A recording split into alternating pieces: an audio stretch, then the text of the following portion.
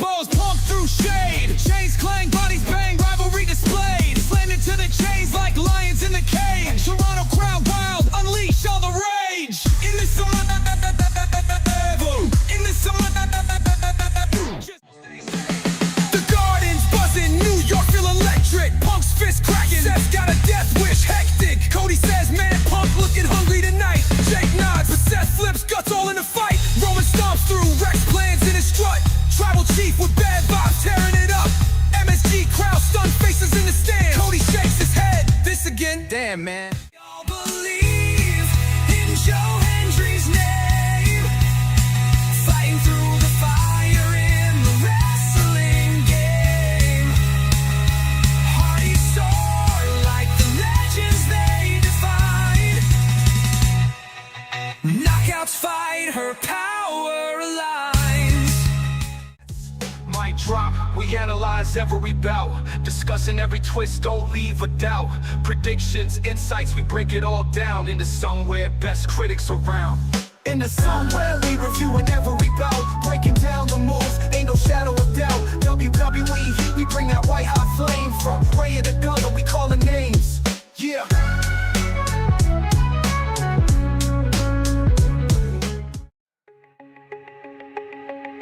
Turnbuckle tension, the ropes might snap. Jake calling spots, Cody's laying the map.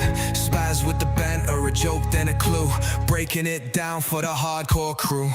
Into somewhere wrestling minds collide. Breaking down the chaos, the truth won't hide. Briefcase in the air, who's taking the gold? We're diving deep, stories unfold.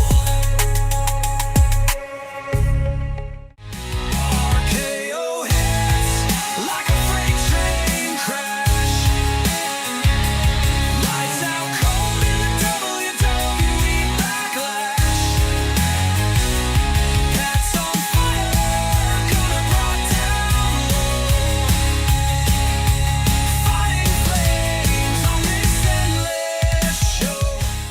Somewhere Jake and Spaz ride, taking you on an NXT pride. Cincinnati's roar can't hide. Wrestling dreams all collide. The scoop on the belts and the rivalries brewing. Tag teams exploding, legends renewing. From indie vibes to the big stage proving. Every rumor nailed down, no chance of misconstruing. Catchphrases dropping like a pile driver move. Jake switch sharp, Cody's got the groove. They keep it real raw, never out of the loop. Step into somewhere, the wrestling troupe.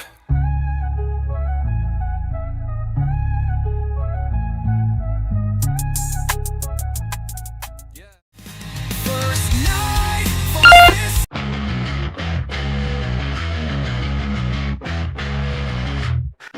Blake throws fist, Jordan won't back down. Blood and sweat, it's the talk of the town. Steel cage dreams, the gold's in sight. Who's left standing in the neon night? Will Ricky Saints rise or will he fall? The clock ticks loud, who'll answer the call? Into somewhere, opinions collide, opinions collide. Breaking it down, no place too high. Into somewhere where legends are made. Jake and Cody calling the spade a spade.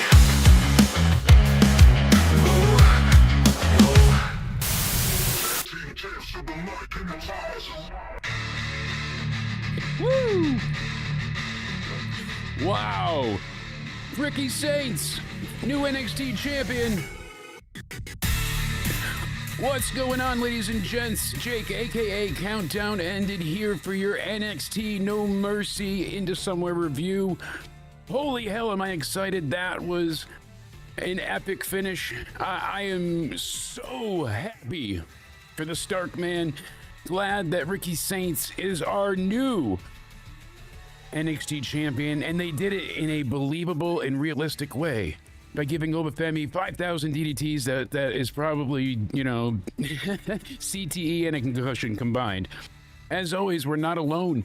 I've got both special guests of the Into Somewhere universe. We've got the man, the myth, the legend himself. Cody Oneidi 316 is here. Give me a hell yeah. What's going on? And then, of course, I've got the only Let me talk to you. fucking Spaz Phoenix. What's going on, my friend? What's going on, buddy? It's been too long. It's been far too long, and what a show to have you on. This was really good from top to bottom, and they had issues galore essentially to survive from.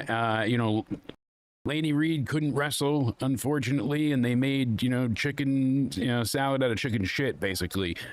They found a way to basically give us the best show possible and newsworthy, as you said. Holy hell. Invasion, anyone? What are your immediate thoughts? I gotta know. I gotta say, first of all, and including a show that I was physically at, this is the best show we've had in weeks from any company. Yeah, this was exciting all the way through. I thoroughly enjoyed every match, even though most of my predictions were out the window. Sorry for my voice. To be fair, is it really much of a competition with how Raw, SmackDown, and AEW have been to be better than any of that? Or? True. True. I've kind of got a sort of a leveled off thing about it. Jake and I have talked about this a couple of times already. I don't think WrestlePalooza was as great as some people say it was, or as bad as some people say it was. It was very, very middle. I was watching it late, which also gives me a weird opinion. I was at All Out, so you get the slant of like being there live, but it's very much a case of the couple things I was there for live were okay, and All the rest Out of it in was what I predicted. Toronto. Yeah, I it had wasn't to. the chamber, and they didn't put it in the dome. No, and how could they not? Yo, we clutched up in But no, like Toronto. I'm sorry, and even last night with Victory Road, there was some fun stuff on that show. A lot of I'm sure Jake will touch on it eventually. There was some newsworthy stuff coming out of that show as well. Absolutely. But so after that match, and a match I should say, show last night, I was actually watching it with Conman. He had some issues with the Content Sport Network, like their stream of it to him to air. And he was worried about, like, if I air TNA's actual stream, am I going to have a problem? But things worked out. It was fun to do it in that environment, to actually be able to watch the content. I had problems with TNA Plus last night. A lot of people did with streaming. So that was the issue, was the back end. It wasn't anything that they could help. Yeah. So. No, it kept on kicking me out and saying that I had to like confirm my payment again. And that's what happened to him. And he's like, did I use the wrong card? And confusion all around. And on top of it, I missed the Battle Royal, but in the grand scheme of things, like I went back and watched it today, there wasn't much. Like it was a Battle Royal they threw together in the probably the worst of circumstances. So I'm willing to give them which we don't have any update on, do we? I've been trying to find out why former Dana Brooke, now Ash by Elegance, had to retire. Thoughts with her? This is terrible news. She was the champion. It's terrible, even more so. Like anybody has to retire. Damn, but especially her story. She finally reached her heights. Yeah, she just got the title. She's been doing so well with the tag titles and the tag team that she's had. Like they started off as everyone's like, this is a joke. This is what you are. You were Dana Brooke, and now you Ash by, like, what is this? A beauty model? Like, come on. And they stuck to the characters to the point of, it's like you said, the best are when you turn it up to 11. And she found a way to personify greatness inside of her, and she became a household name, and that's what she wanted to begin with. Like, yes. Again, I bring in my own biases because, from Destiny and all that, and Iceman used to run Destiny. Iceman is the personal concierge for anybody out there that doesn't know. I've spoken to the guy. The guy is the nicest guy you could meet in real life, but he plays an awesome dickhead on TV. She ended up eventually bringing in some other people under her. Yes. But the whole act was just great, and it never took itself too seriously, and it never. Like, she wasn't walking in there expecting, hey, treat me like Charlotte Flair. Yeah, like, exactly. They could have really blown this up bad, and we lucked out. I mean, I'm not telling a lie, right, Cody? Okay, I'm lying a little bit, but they made it work. The 10-woman Yeah, battle I royal was was. going to cover you, but you know. I know the 10-woman battle royal was, yeah, but like you said, they knew who was going to walk out of there being the actual match, the final two, and the rest was just like dressing on a cake, you know, more Can I tell you toppings and something, stuff. though? And I actually want to get your opinion on this because we rag on AEW a lot for production stuff, and even WWE when they have a big faux pas like they had on SmackDown. Jesus Christ. Oh, what are you talking about? That was really good. But people ragged on the beginning of the battle royal because it was just like Santino was out there, and then just a bunch of women sort of walked out, and there was no music and whatever. But I thought they did a Yeah. really good job of selling, like, we are handling this at the last minute. We are pulling this out of our ass. Somebody in the back is basically saying, "Ladies, get out there," and it was haphazard in a way that fit the scenario, and I thought that was really cool. And a lot of Yeah. people have missed out on that small detail. They made the show feel like less of an afterthought as much as they could, because that's how it was even presented. Usually the Friday shows, you know, but this was handled very well. The hometown man had a great, you know, moment with Matt Cardona early on that the crowd really went nuts for. Like, they were okay with the silly, they wanted the serious, they liked solid wrestling, but the crowd was excited from everything top to bottom. That was probably my favorite aspect of this show, was the audience. You know, being Really awesome to see the sorry to cut you off. No. Really awesome to see the X Division get the main event spotlight. Exactly that. And that match was, I'm sorry, I couldn't push myself to like convince myself that like there was a chance he was losing, but the match was still fucking fantastic. Myron Reed Match was great.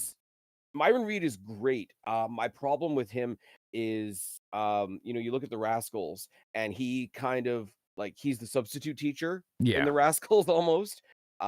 He's there because Leslie's not. He's there because Trey Miguel's not, and that's to say nothing about his abilities.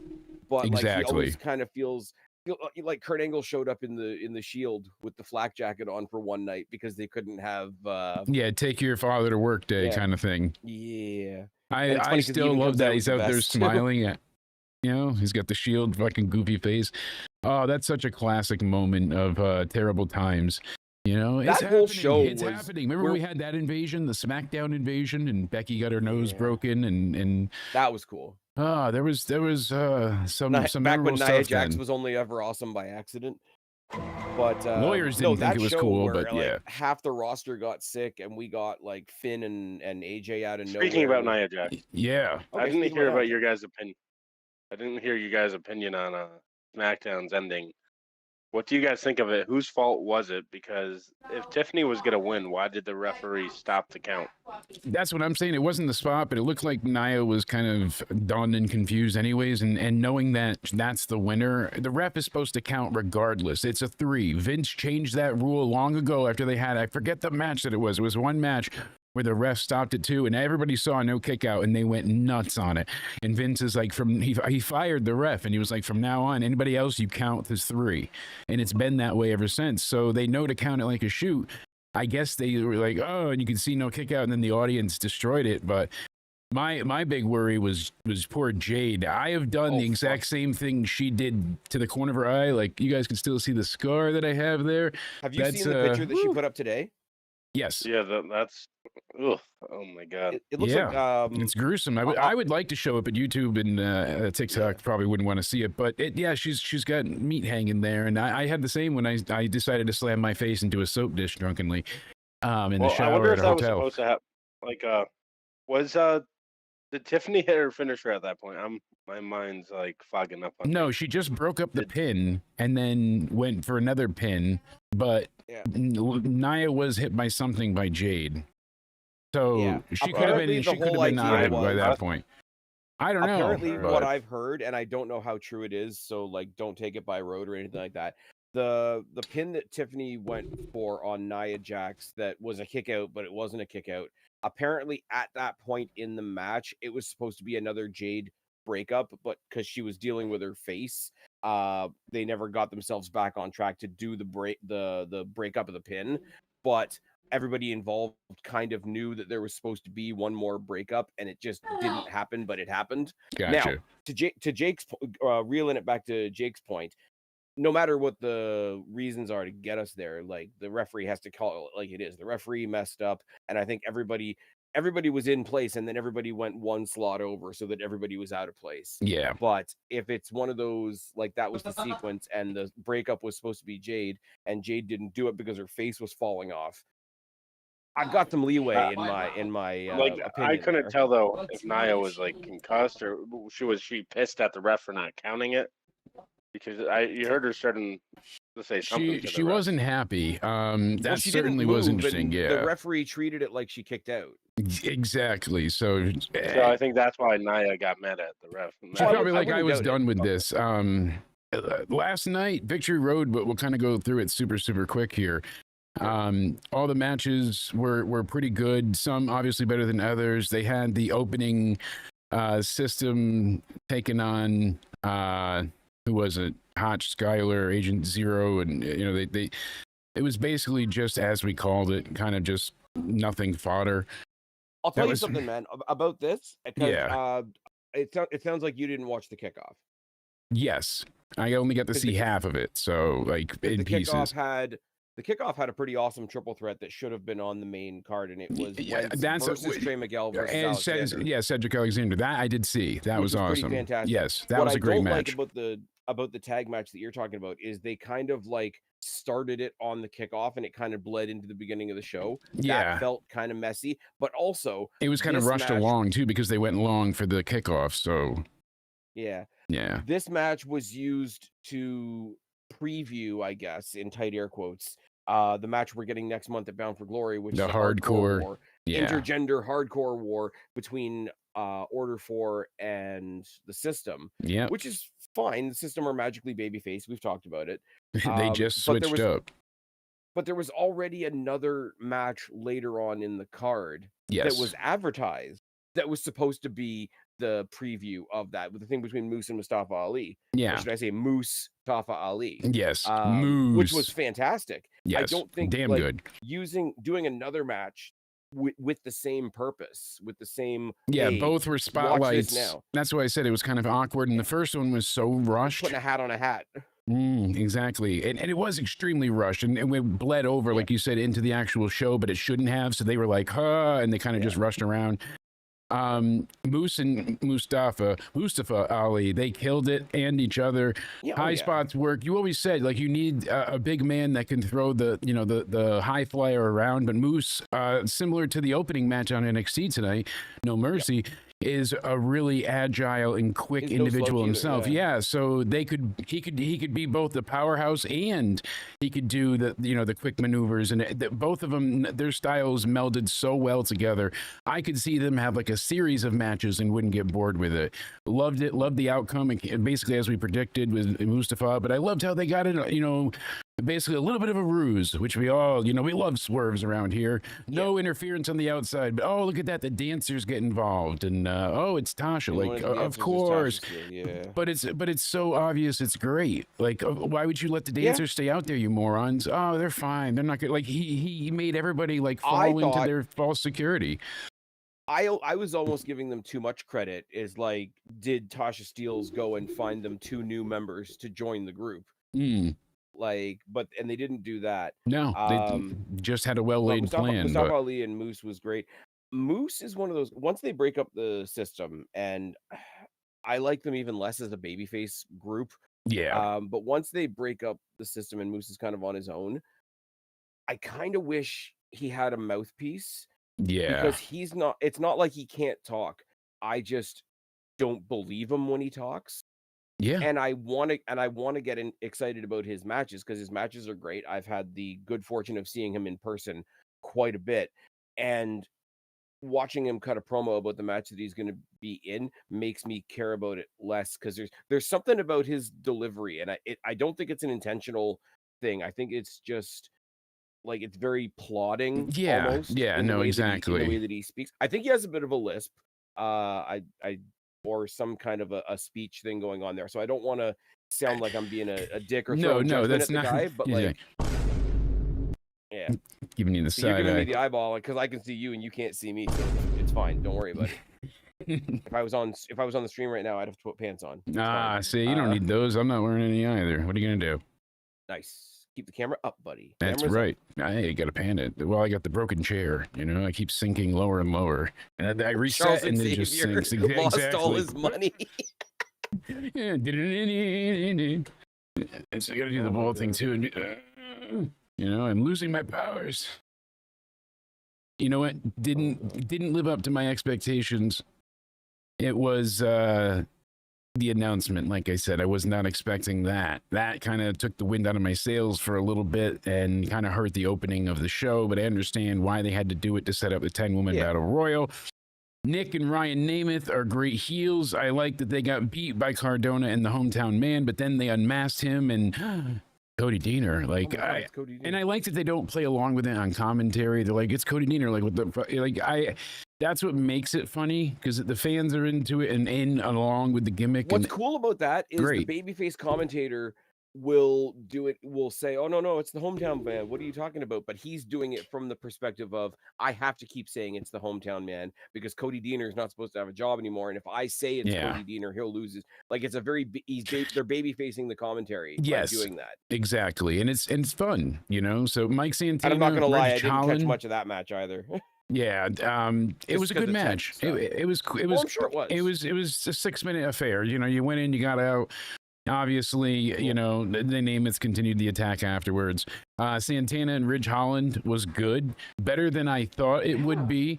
You always knew how it would end. That was never in question at all. But how they got there, and it was an 8-minute match. Like I said, everything was just rolling along, but didn't overstay its welcome. Trick came out. Ridge Holland went in there and played a good Big Show. Yes, he did. Like, you know, that default they had in WWE for years. It's like, well, you're about to have a world title shot. You better fight the Big Show. Unless you're on Smackdown, player. For reasons. Well, yeah. 1-on-1 with The Undertaker. Unless Michelle McCool steals her. Oh, come on. We got to do more angry Undertaker in catering. It's got to be. Bitch ruined my podcast. Now no one likes it. Her, his wife, she's going to take all of our jobs here. She will. Needs me a divorce lawyer. Cody knows. So you weren't here the other day, unfortunately, but we did have a new intern working for us briefly. He was going to start doing where he clipped the shows and made some shorts. The first one we know was a disaster. I don't necessarily know that was a person messing with the channel, but they had channel access. So we don't know. We got removed everybody's access, moved on. So I said to Cody, foolishly, you're in charge of the intern. So Cody tries to be Mr. Gestapo. I did not have sexual relations. Pretty much where it probably would have went, but we didn't even get that far. So Cody, as soon as this kid starts, he's on the stream. I can see him just like you can see me. He's in the Discord. Everything's fine. We're working. You know, we're in the chat. You know, it's working out great. And then he sends this message. Because Cody decides to yell at him about vaping and tells him not to vape on the air. Now, I thought Cody knew that this kid had bad anxiety. I mean, he made it clear at the interview, but not Cody. So here's the message that he sent. God, the amount of times that I've asked you to respect me and respect my anxiety pin is, at this point, getting ridiculous, Cody. God! You know, and I'm like, oh, God. Sorry. Yeah, well, you should be, first off. Second off, we're down another intern today because the one that we hired earlier. You usually tell me everything. You know? Well, yeah, but the one that we hired earlier, somehow you emailed them instructions on how to prepare for the stream. Well, yeah, I copied and pasted what you sent me and said, hey, send this to the intern, so. Never said send it to the intern. Not once, not ever. I said, here's the new intern. Before I had said to you, you know, just be nice. Play nice. What are you sure you even went into our chat? Are you positive here? Because yes. I instructed you clearly. Be nice to this one. They already quit. Told me to send that stuff to the intern. I did nothing of the such. So we'll get to the bottom of it later, but I'm happy with what they're doing to build up on the TNA side between Trick and, you know, Mike Santana. for Bound for Glory. Somebody had to It's pull exciting. Rich Holland out of Evolve. Yeah, But we did had to you go ahead see- and get him out of there. As much as, dyed in the wool WWE guy over here, but even I don't watch Evolve. Did you know that they have a special coming up? Yes, I actually heard about it, and I watched Evolve the other day. There was a Wendy Chu match, and it was an Nice. I Quit match. And Nice. it was actually very damn good for what they did. It was her and I forget. Trying to remember who the hell else it was. I'll have to go back and check with my terrible memory, but it was a really fun match. So that was this most recent Evolve episode. But yeah, I haven't caught it in quite a while. Yeah, every time you guys, I think you guys in the States got ads during the show tonight.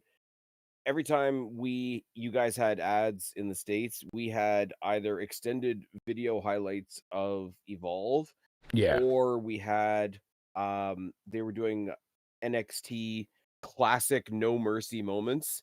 And when you think classic, you think it's going to go back a ways, right? Yeah. I think all but one of them was from last year. Hey Jake, I found this guy on eBay for whatever reason. Yeah. He said he can be a good intern. How's he look?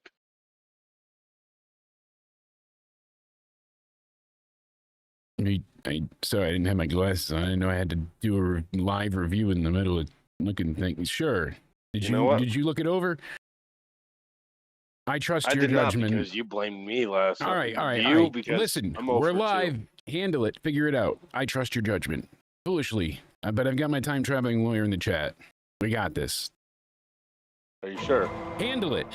And then we get the Okay, one and I'm only trying. All right. on the show, my favorite, His name and Joe Hendry. He appeared.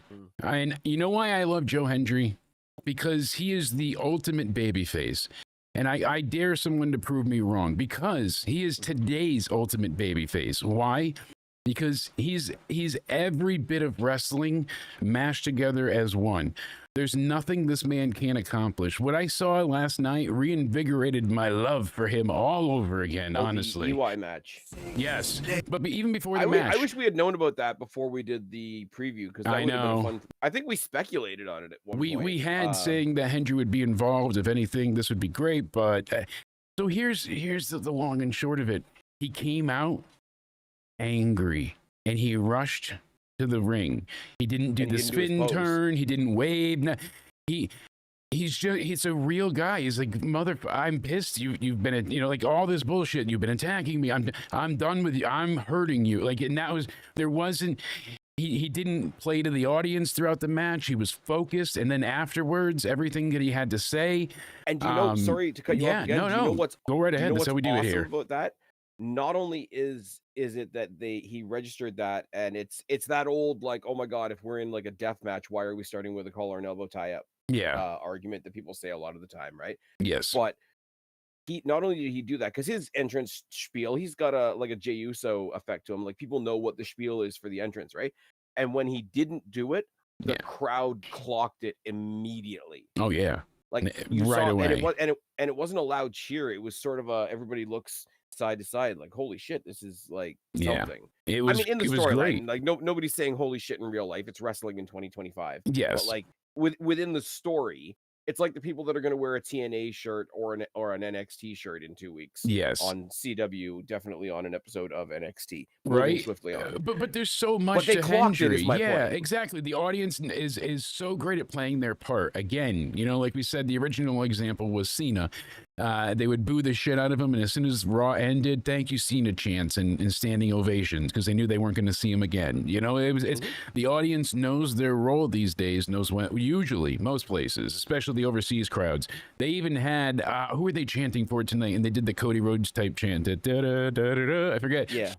They had it for somebody at one point. I'm like, look, they're even chanting for them. Yeah, I think it was in the women's match. But moving swiftly on, that's why I love, just Joe Hendry's great. He could do the comedy. He could be serious. He could be threatening. He could be, again, he could be like an emotional lead too. At times we've seen.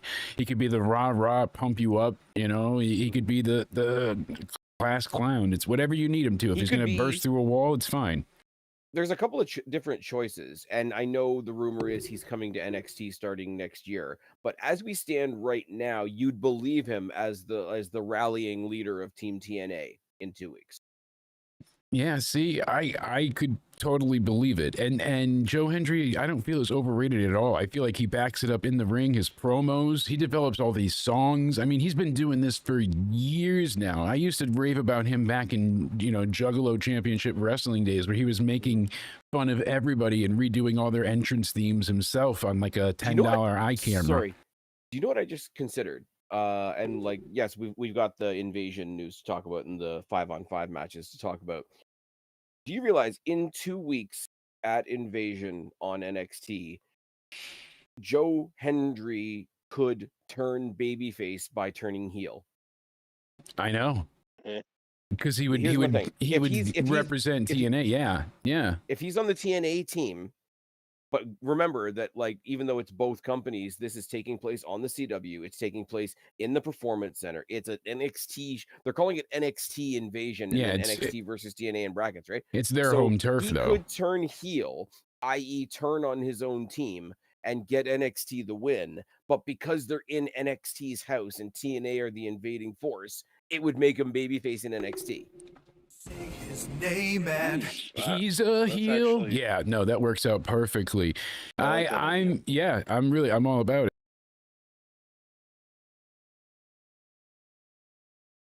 All right. Cool. But I'm so absolutely just excited for the possibilities of so we should break this down as well. We've got this lingering thing, but called Invasion to go over as well, and what's happening with that. AJ Francis, great on the mic. Him and Matt Hardy had a really fun tables match. I liked how they ended it with Matt going through the double leg drop, breaking the table. Laying Lee Kalani, that's news breaking. It was a really amazing match for these two, if that makes sense. Like, it probably wasn't 5 stars, but for what these two can produce, I thought it was damn near flawless. I think it was pretty close. Like, they really got everybody to support the match. It wasn't just the audience being like gracious and being like, "Oh, we didn't expect this, but let's give it some attention." Like, no, they got them very early on, and they get 15 minutes to do this. I think the audience was giving them a lot of grace, and they didn't even need it. But I do think the audience sort of took up the news, obviously, that they were given by Ash, and sort of like all the well wishes that they would have wished on her, they put that positivity forward to the match. Not the greatest example, but like when CM Punk left WWE and the only target for the sympathy and whatever was AJ Lee, and either for or against, it sort of amped up the response for AJ Lee for a while. I think knowing that whoever won this match was going to take Ash's belt, it's like, okay, this is like a spiritual handing over type thing. You are the successor. Yeah, but like all the sympathy that they would have for Ash, they sort of, as a crowd, they sort of put it into this match. Absolutely. And I think that energy could have carried it even if it was a bad match, and then it wasn't a bad it was match. only a couple minutes in. It was like 4 minutes or so, and you got the audience when they basically got back to their feet doing the NXT chant. And that was cool to see them like being there for Kalani, and like they got them at that point. The Frankensteiner was a really close call. They did a lot of the hard hitting, which I'm tired of. The forearm strikes, everybody does it in every match, but I've never been crazy about the strong style. The roundhouse kick that she did, that was great. She got the pinfall, but look at that. Indy eventually comes over and, but she kicks at it too. And of course she's mad now. So they do the whole roll up, and then she goes and what did she call her finisher? One of a kind, right? The split-legged moonsault. Like that, yeah, so, Carlos Silva, the president of TNA, gives her the belt. I really like the split-legged stunner that she does now. That's great, she too. Kind of like falls into a split and just brings the other person with them. Yeah. Now, I wanted to ask you, like, what you thought of the, what do you call it? The format here. Because they could have just done a battle royal and said, here's your next, because they already have Indy set up for a title match at Bound for Glory, right? So now we need a champion. We removed the challenger. Different story, different day. We removed the champion with, through obviously unfortunate circumstances and whatever. They could have just done a battle royal, gotten it done really quickly, given it to somebody. But instead they did sort of what I talked about, the show that I was at MLP, where it's that battle royal where it's a battle royal until it's the last two people and then those two people fight it out. I like the idea of separating them because in the battle royal, you still got to have two winners. So Lei Ying Lee still got to be considered a winner on the night, just not a winner at the end of the night. And then they separate it out and they give people time to think about later on in the night who you want to cheer for versus Kalani Jordan. They still had Indy Hartwell in the mix. Giving it to Kalani Jordan, and I didn't think about this until she came back out on stage after the fact. The history between Kalani Jordan and Dana Brooke is a nice touch. That I didn't even consider until, like you said, it came much later. And Reinhold, they were like mentor protege on NXT for a bit. He was going nuts because he's like, now we lost the women's title. This is ridiculous. Like he was like, healing it up, but it was a damn good match. I like that they handed her the title. The thing is, I think it'll work well for the story that they're trying to tell. I'm excited. Kalani Jordan, it's a really cool thing as well. Yeah. You've got to imagine.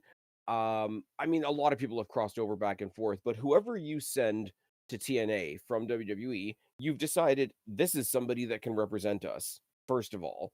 So that's kind of a cool thing. Second of all, Kalani Jordan, first ever women's North American champion and only the second ever NXT star to hold a TNA title. Yeah. So that's pretty cool. They're only contractually obligated to give us one match. So the Battle Royal essentially replaced the women's match that we were supposed to have. Like they were good and, good for... Not true, because they took out two matches. Well, I'm saying in terms of the women's match. So they would, that's true. You lost another match out of it, but you lost the women's tag title match. Yes, exactly, because that got moved to Thursday. Good point. Yeah. So at least they're going to do that on Impact Live, which is cool. Yeah. But that at least they did it that way. So you're right. So they did one for both matches. So they covered themselves. That's why they were kind of forced into it. Legally that happens. But I feel like they would have done it anyways this way. Not just as a replacement and cover their ass legally, but to make sure that the fans sided with the champion, like you said, give it time and to also, make it a bit of a newsworthy moment. If she just went at the Battle Royal, you don't have that anticipation built in as well of, it's coming. Who could it be? Which one? You get, like you said, you get a chance to mull it over instead of just having the shock then and there. From a storyline point of view as well, not even 6 days ago, you had the Invasion on NXT. The Invasion on NXT, based on the frustration of NXT holding on to one title because Ash had already won the women's title back. And it's like, okay, you want to invade us? We'll snatch another title. Yes, exactly. So they'll be in the house this Tuesday too, which is interesting. We got to see what happens there. Tonight, when we had all the responses from TNA throughout the night as well, I thought that was really cool. But WWE isn't doing anything to platform TNA. That's the deal. Totally doesn't work in their favor. Yeah, but it fixes a problem that you and I talked about a while ago as well. It does. We were happy as hell for Ash by Elegance to get a title. Yes, and get her flowers, so to speak. We were glee and giddy. Yeah, the one downside of that was I was thinking that NXT was going to hold both titles until Bound for Glory, and then TNA's big glorious, pun intended, moment was going to be them winning back both titles in the same night. And I think now they can do that because Santana and Indy Hartwell are walking out of Bound for Glory as those respective champions. I'll tell you that right now. Yeah, I mean, I don't think you're wrong, honestly. And that's the thing. I like the way they set it up. It will be glorious.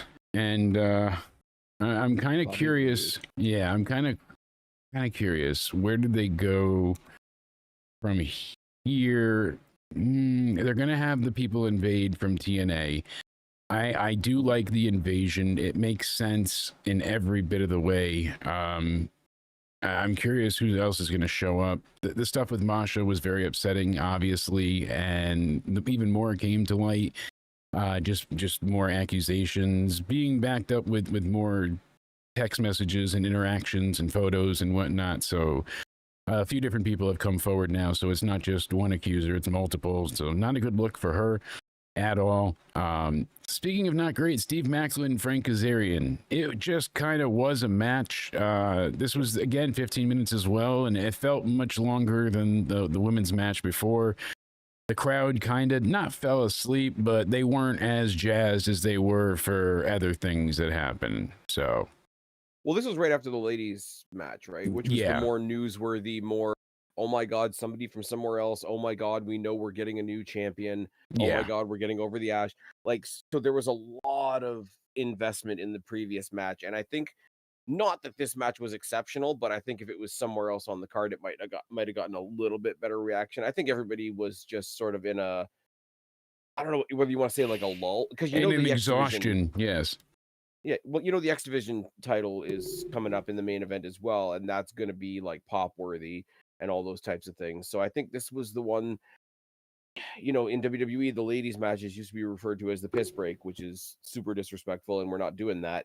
But there is a lull in every show, and I think unfortunately for these guys, even though I love the result, like, I'm a big backer of Kaz.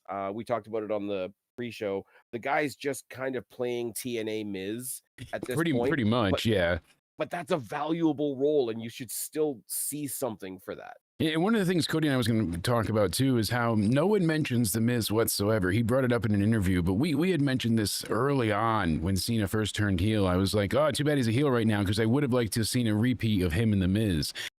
You know, just because he was a great, you know, rival of Cena's for quite a while. The day after Backlash, I was there where he came out with the Cena, you know, toilet paper. The Miz was considered nothing more than the other guy from John Morrison's tag team. You know, he was a former tag champ, but now he's the singles guy. Morrison's doing all the big stuff. The Miz, what's he going to amount to? So he called out the biggest, you know, dog in the yard, and Cena beat him that pay-per-view too. I think it was Payback here's or whatever. Here's a controversial take for you, right? And I don't know that I 100% believe this, but it's something I could see myself saying. Did Miz do more than anybody else ever to put over what a win over John Cena means? I mean, he certainly tried to.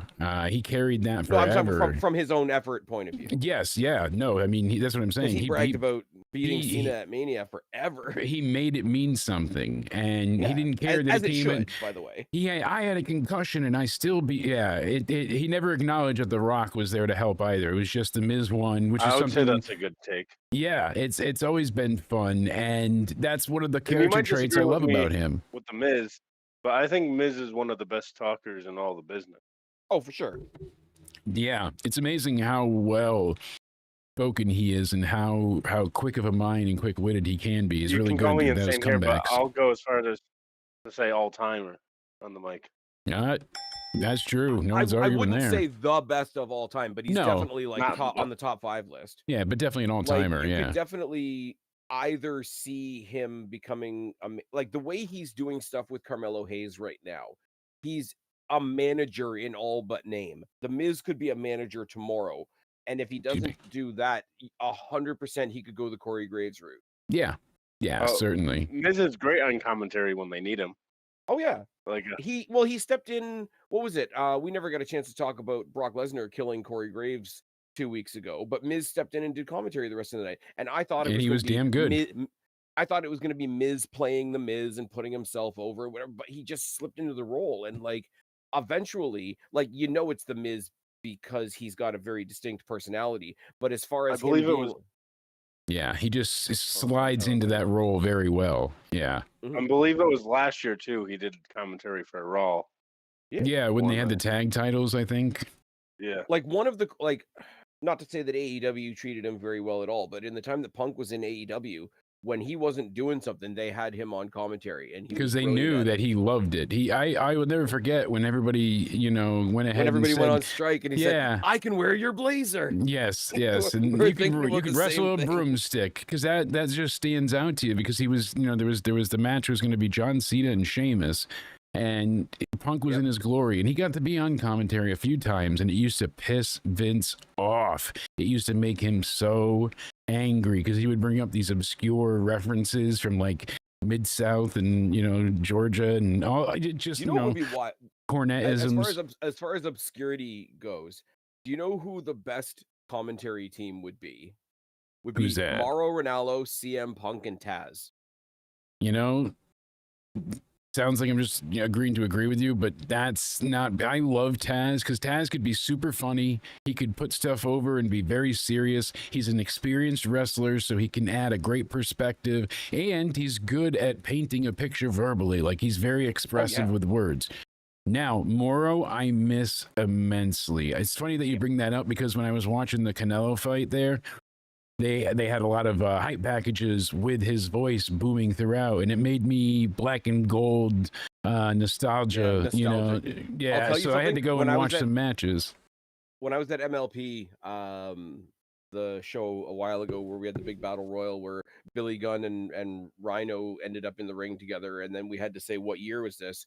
The commentary team for that show was Don Callis and Mauro Ranallo. Yeah. And Mauro Ranallo doesn't need a microphone. You could hear him echoing through the arena, his commentary for most of the night. Oh, yeah. To the point where even the wrestlers, when they weren't on camera, were kind of like looking up at him and being like, what the hell? He just has that very booming voice. Low ceiling hockey arena type setup. It's Old Maple Leaf Gardens, right? Nice and reverb filled. Yeah.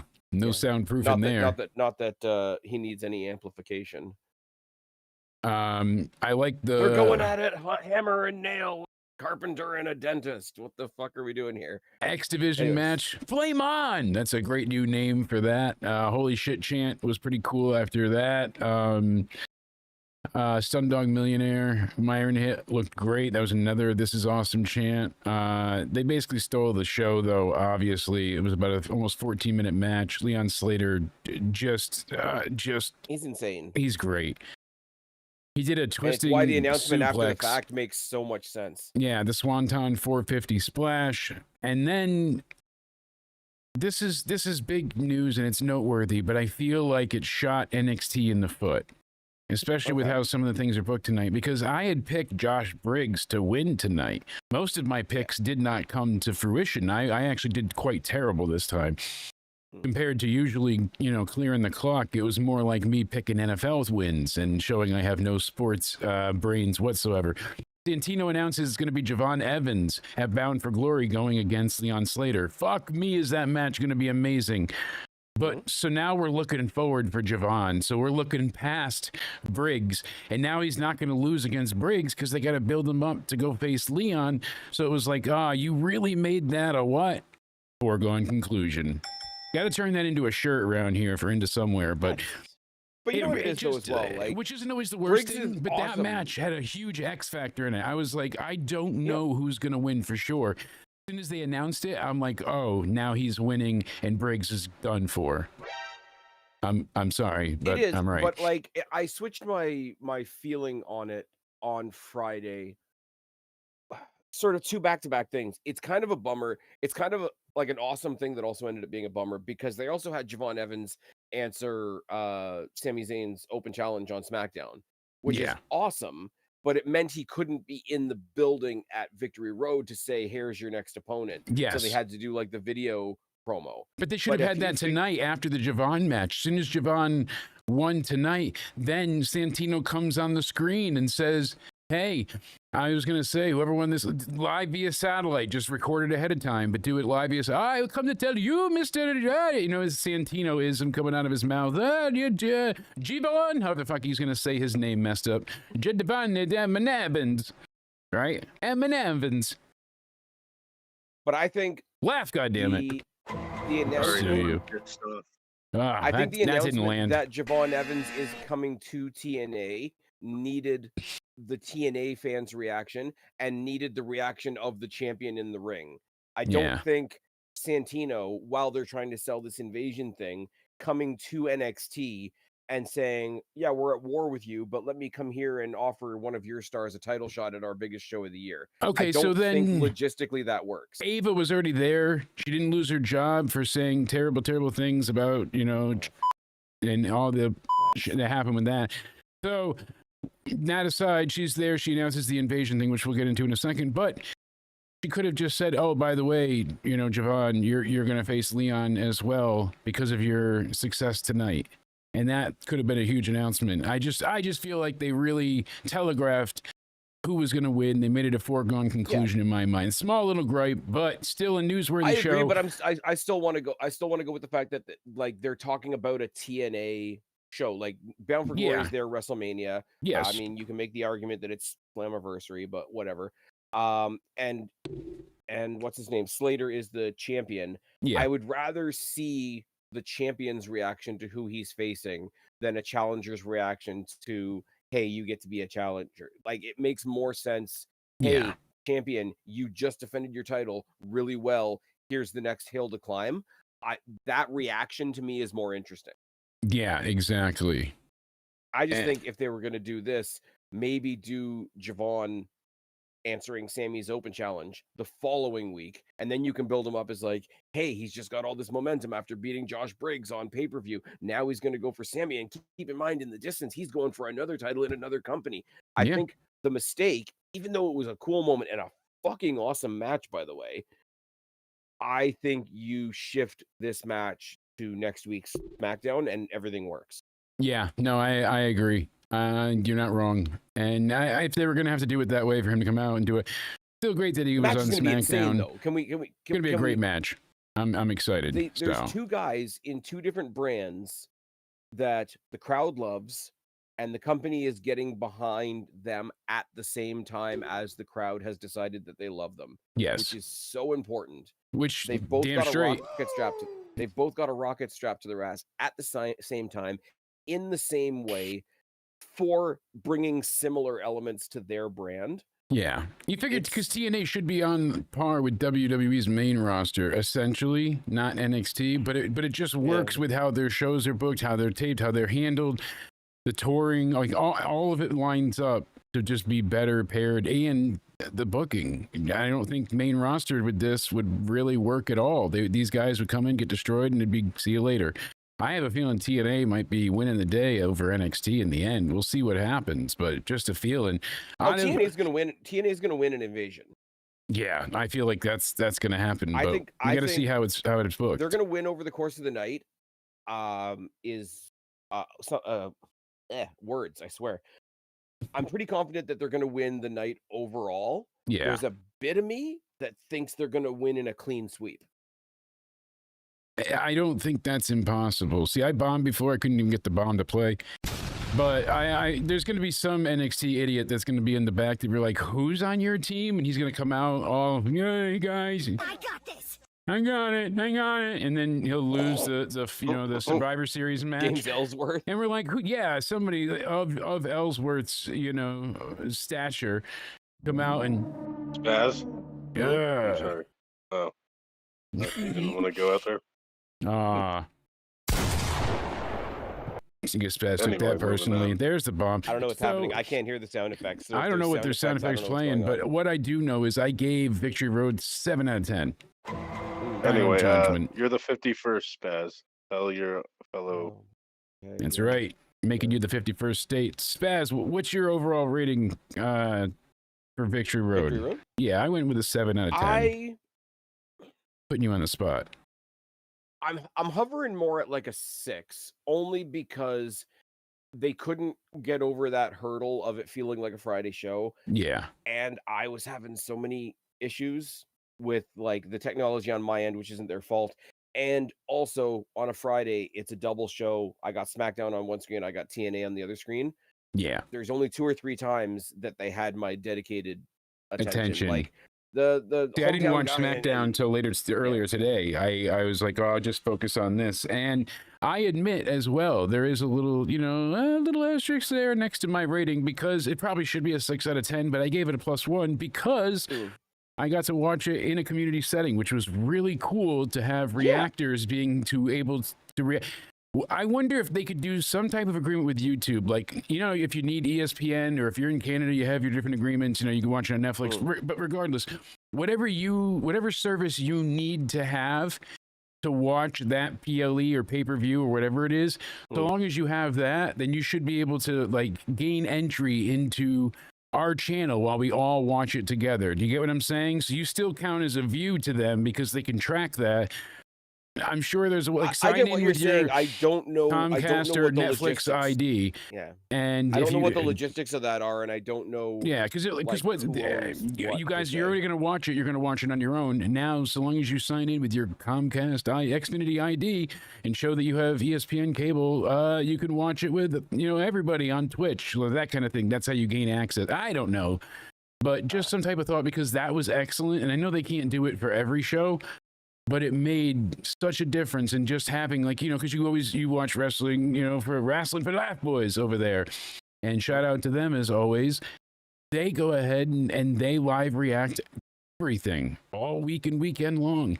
And it's great to have the 2-screen experience, but to have a 1-screen experience, like if they could totally show everything while they're reacting, it just makes for better viewing and better camaraderie out of the chat and community. So hopefully they do that again. But shout out to TNA for doing that. Do a stream like you're doing right now and have the actual physical stuff on there as part of your stream. Yeah, Conman was able to air TNA Victory Road in full last night. So was several others. They got permission from TNA to air it on YouTube and Twitch. Yeah, on their specific streams. So it was through Combat Sports Network. You're going to run into people that are going to say, like, hey, this is a view, and they're able to broadcast our stuff, and now 5 other people that would have subscribed to us. I actually think they might be right, because I've heard of I don't know if it's different, but like MLB, NFL, like NBA, all of that, like who are similar to wrestling content creators that are creators for that specific sport have been given permission to stream certain games like directly on the screen. So I think that might happen with wrestling too. It's becoming more normalized. But people want their, like, so if I'm not subscribed to anything, like say I don't have Netflix, say I don't have TNA Plus, whatever, I'm watching Jake. Jake's able to broadcast the pay-per-view through his stream. So now I'm watching the pay-per-view for free. I maybe because I guess there's like things you have to be the commentator and not play the audio if there's not like promos and stuff. You have to play as commentator. But what I'm saying if Jake's got it live on his stream as part of the screen, like if we see Jake right now, and instead of all the rolling graphics in the background, you've got the actual pay-per-view. Yes. Then me watching Jake's stream as one of Jake's subscribers is now watching the pay-per-view for free. Yeah, see, that's what I'm saying. I believe so it has to be you wouldn't like, be able to watch it for free if you went my route and signed in. I understand that, but what I'm saying is they're not going to give away, or sorry, they're not going to give up getting my money because I was able to watch. It's actually been being more but that's normalized. What TNA they're did actually doing night. that with. They're actually doing that with streamers now, like they've been respective. So I don't want to air much, or any of the actual event, but I'll just show you a little bit of it so you can see what he did last night. So they let him air the show in full on YouTube, and you could see, there he is in the corner when it was working, and that's, the Indies reffing the match between Keanu, and there we go. On and on, you can see, but it was really cool that he was able to go ahead and act, like a third man in the booth and be able to react to things as they're happening. So awesome that Conman was able to do that, among others. I'm not arguing that it's not. That it's I didn't say you weren't. You're just saying they lose a wrong. view, so you don't want the business to be not hurt by it, but do it less because they're not getting as many sales and eyes. I don't care about them losing money. I'm saying they're going to care about them losing money. Yeah, you were making the point of when I say care. You know what I mean. Don't be literal. If you guys can work it out, or if Conman can work it out, or if anybody can work it out, fantastic for them. Yeah, fantastic for everybody, because you're not. Because I wonder if TNA counts, the views he got towards what they, that kind of thing. Would people have been watching had they? Because it wasn't free. It was, that's something you had to pay for. But they just did this for certain people. And I was curious if they were going to keep the replay up or not, but apparently he's able to. So that's really cool to have that available. And I'm curious to see what we get going forward. Like I said, that's why I was curious. Would they be able to do something to track a view by limiting, how many people could watch, or you have to have access to it so you can watch? Views, but people, big bad evil WWE that only cares about the money. Like, you're never going to say, oh, we'll give you a way to watch it that doesn't involve you subscribing to us. I don't hate it. Don't get me wrong. I think it's a very cool opportunity for people that are doing the live stuff. Yeah, streamers did it years ago with Thursday Night Football at first. Yeah, Friday night MLB games with playback. Yeah, he's done it in the past with Progress, Bradley, no doubt. Ellsworth and AJ Styles, one more time before AJ retires. Sure, give him another near-death experience of a Styles clash. Invasion sounds freaking incredible. I am very, very curious to see how they book this upcoming Tuesday. We'll be live Tuesday night with the NXT review and discussing the entire build, and then this Wednesday it is Somewhere Weekly. But don't forget Monday we'll be there live for Raw. The counter programming crying is already happening. It's going in strong. This Invasion, which takes place Tuesday, October 7th, 2025. They're going to feature Survivor Series style elimination matches in the form of 2 5-on-5 matches, one for the men, one for the women. We're going to learn the teams this coming Tuesday night. In addition to that, the tag team champions from each brand, so Dark State and the Hardy Boys. Holy shit, winner take all. And there's going to be a winner. So I think that's, I mean, wow. I don't even know how to predict that yet. We're going to talk about that next week in full. What they're setting up there is that the Hardy Boys are going to go into Bound for Glory as double champions in their historic tables match against the Dudleys.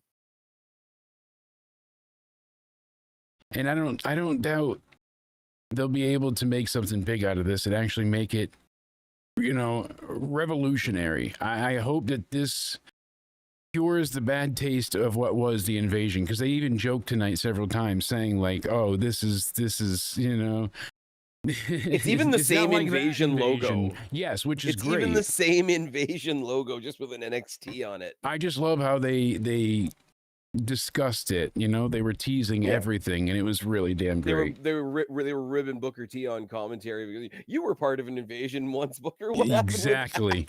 And Booker just kind of freaking Stone Cold Steve Austin for a bag of milk. Yeah, he looks around. Where am I? That's right. Where? And then here's the thing, right? The Undertaker's trapped in a closet. Remember, for the amount that people want to rag on the old Invasion, and let's be real, it wasn't good. No. They did what they could with what they had, and what they had wasn't much. But everybody saw the announcement of Invasion coming up in 2 weeks. Oh my God, I can't believe they're jumping the gun. I can't believe they're giving us the Invasion thing already. And people forget that during the WCW Invasion, the actual show that was called Invasion was the first show. It wasn't the last. The last was a Survivor Series. And like you said, this is the inaugural kickoff. This is the first shot across the bow. They're doing that. Is the only reason against AEW's Tuesday Night Dynamite. Isn't that their anniversary show? Right? Is that their 6-year anniversary show? Is this week. Oh, it is this week. Yeah. And they fixed their fuck up over the course of Collision tonight, apparently. Yeah. Oh. How so? Did you see Dynamite last week? Very little. So Orange Cassidy made his comeback. Yes. On the upside, cool to see Orange Cassidy. I know he's been struggling with some stuff, but he was brought in to be part of the conglomeration again with Hologram, Tony's little project. And at the end of his match, that was his comeback, Kyle Fletcher comes out and challenges Hologram instead. So they came out on Collision. Tonight. Apparently, they were saying this in the chat. Apparently they came out on Collision and announced that Hologram is suddenly injured, and now the substitute is Orange Cassidy, because that's the thing that would have made sense all along. So it's going to be Kyle Fletcher versus Orange Cassidy for the TNT title, which will be a great match, by the way. I'm not discrediting either guy. No, but it's Hologram. And his clone is coming. I feel like we missed something there, and it wasn't the kind of bitch. There was something that was odd that didn't work out. So the clone is. Jake, are you excited about the clone? The clone is coming. The clone is coming, and that's super exciting too, right? That's why we need to get the mop out. Oh God, NXT No Mercy live at the War Memorial Auditorium. We got to go one more thing. One more from TNA. what's your I'm thoughts disappeared. on the grand crossover arrival of Judas Messias starting a feud with Steve Macklin, and that's why Kaz got his belt? Yeah, because we really didn't discuss that match much. Yeah, I mean, There wasn't much. no. Really. I'm happy for but Kaz. I like we discussed, but there wasn't. I like Macklin as well, but like I it know, but takes a certain kind of opponent. El Messias. I mean, I'm sorry, he's really? still Judas Messias to me. Yeah, I don't even. Where's isn't that where's what they're what's the name of calling the him still? manager? Right? Judas. No, it's El Messias. Oh, now. okay, I was right. All right, El Just put an Messias. L on there and pronounce it a little bit differently, and you'll Thank you. copyright. You Even though know, they've got like the 27th La Parka. oh god, El Messias.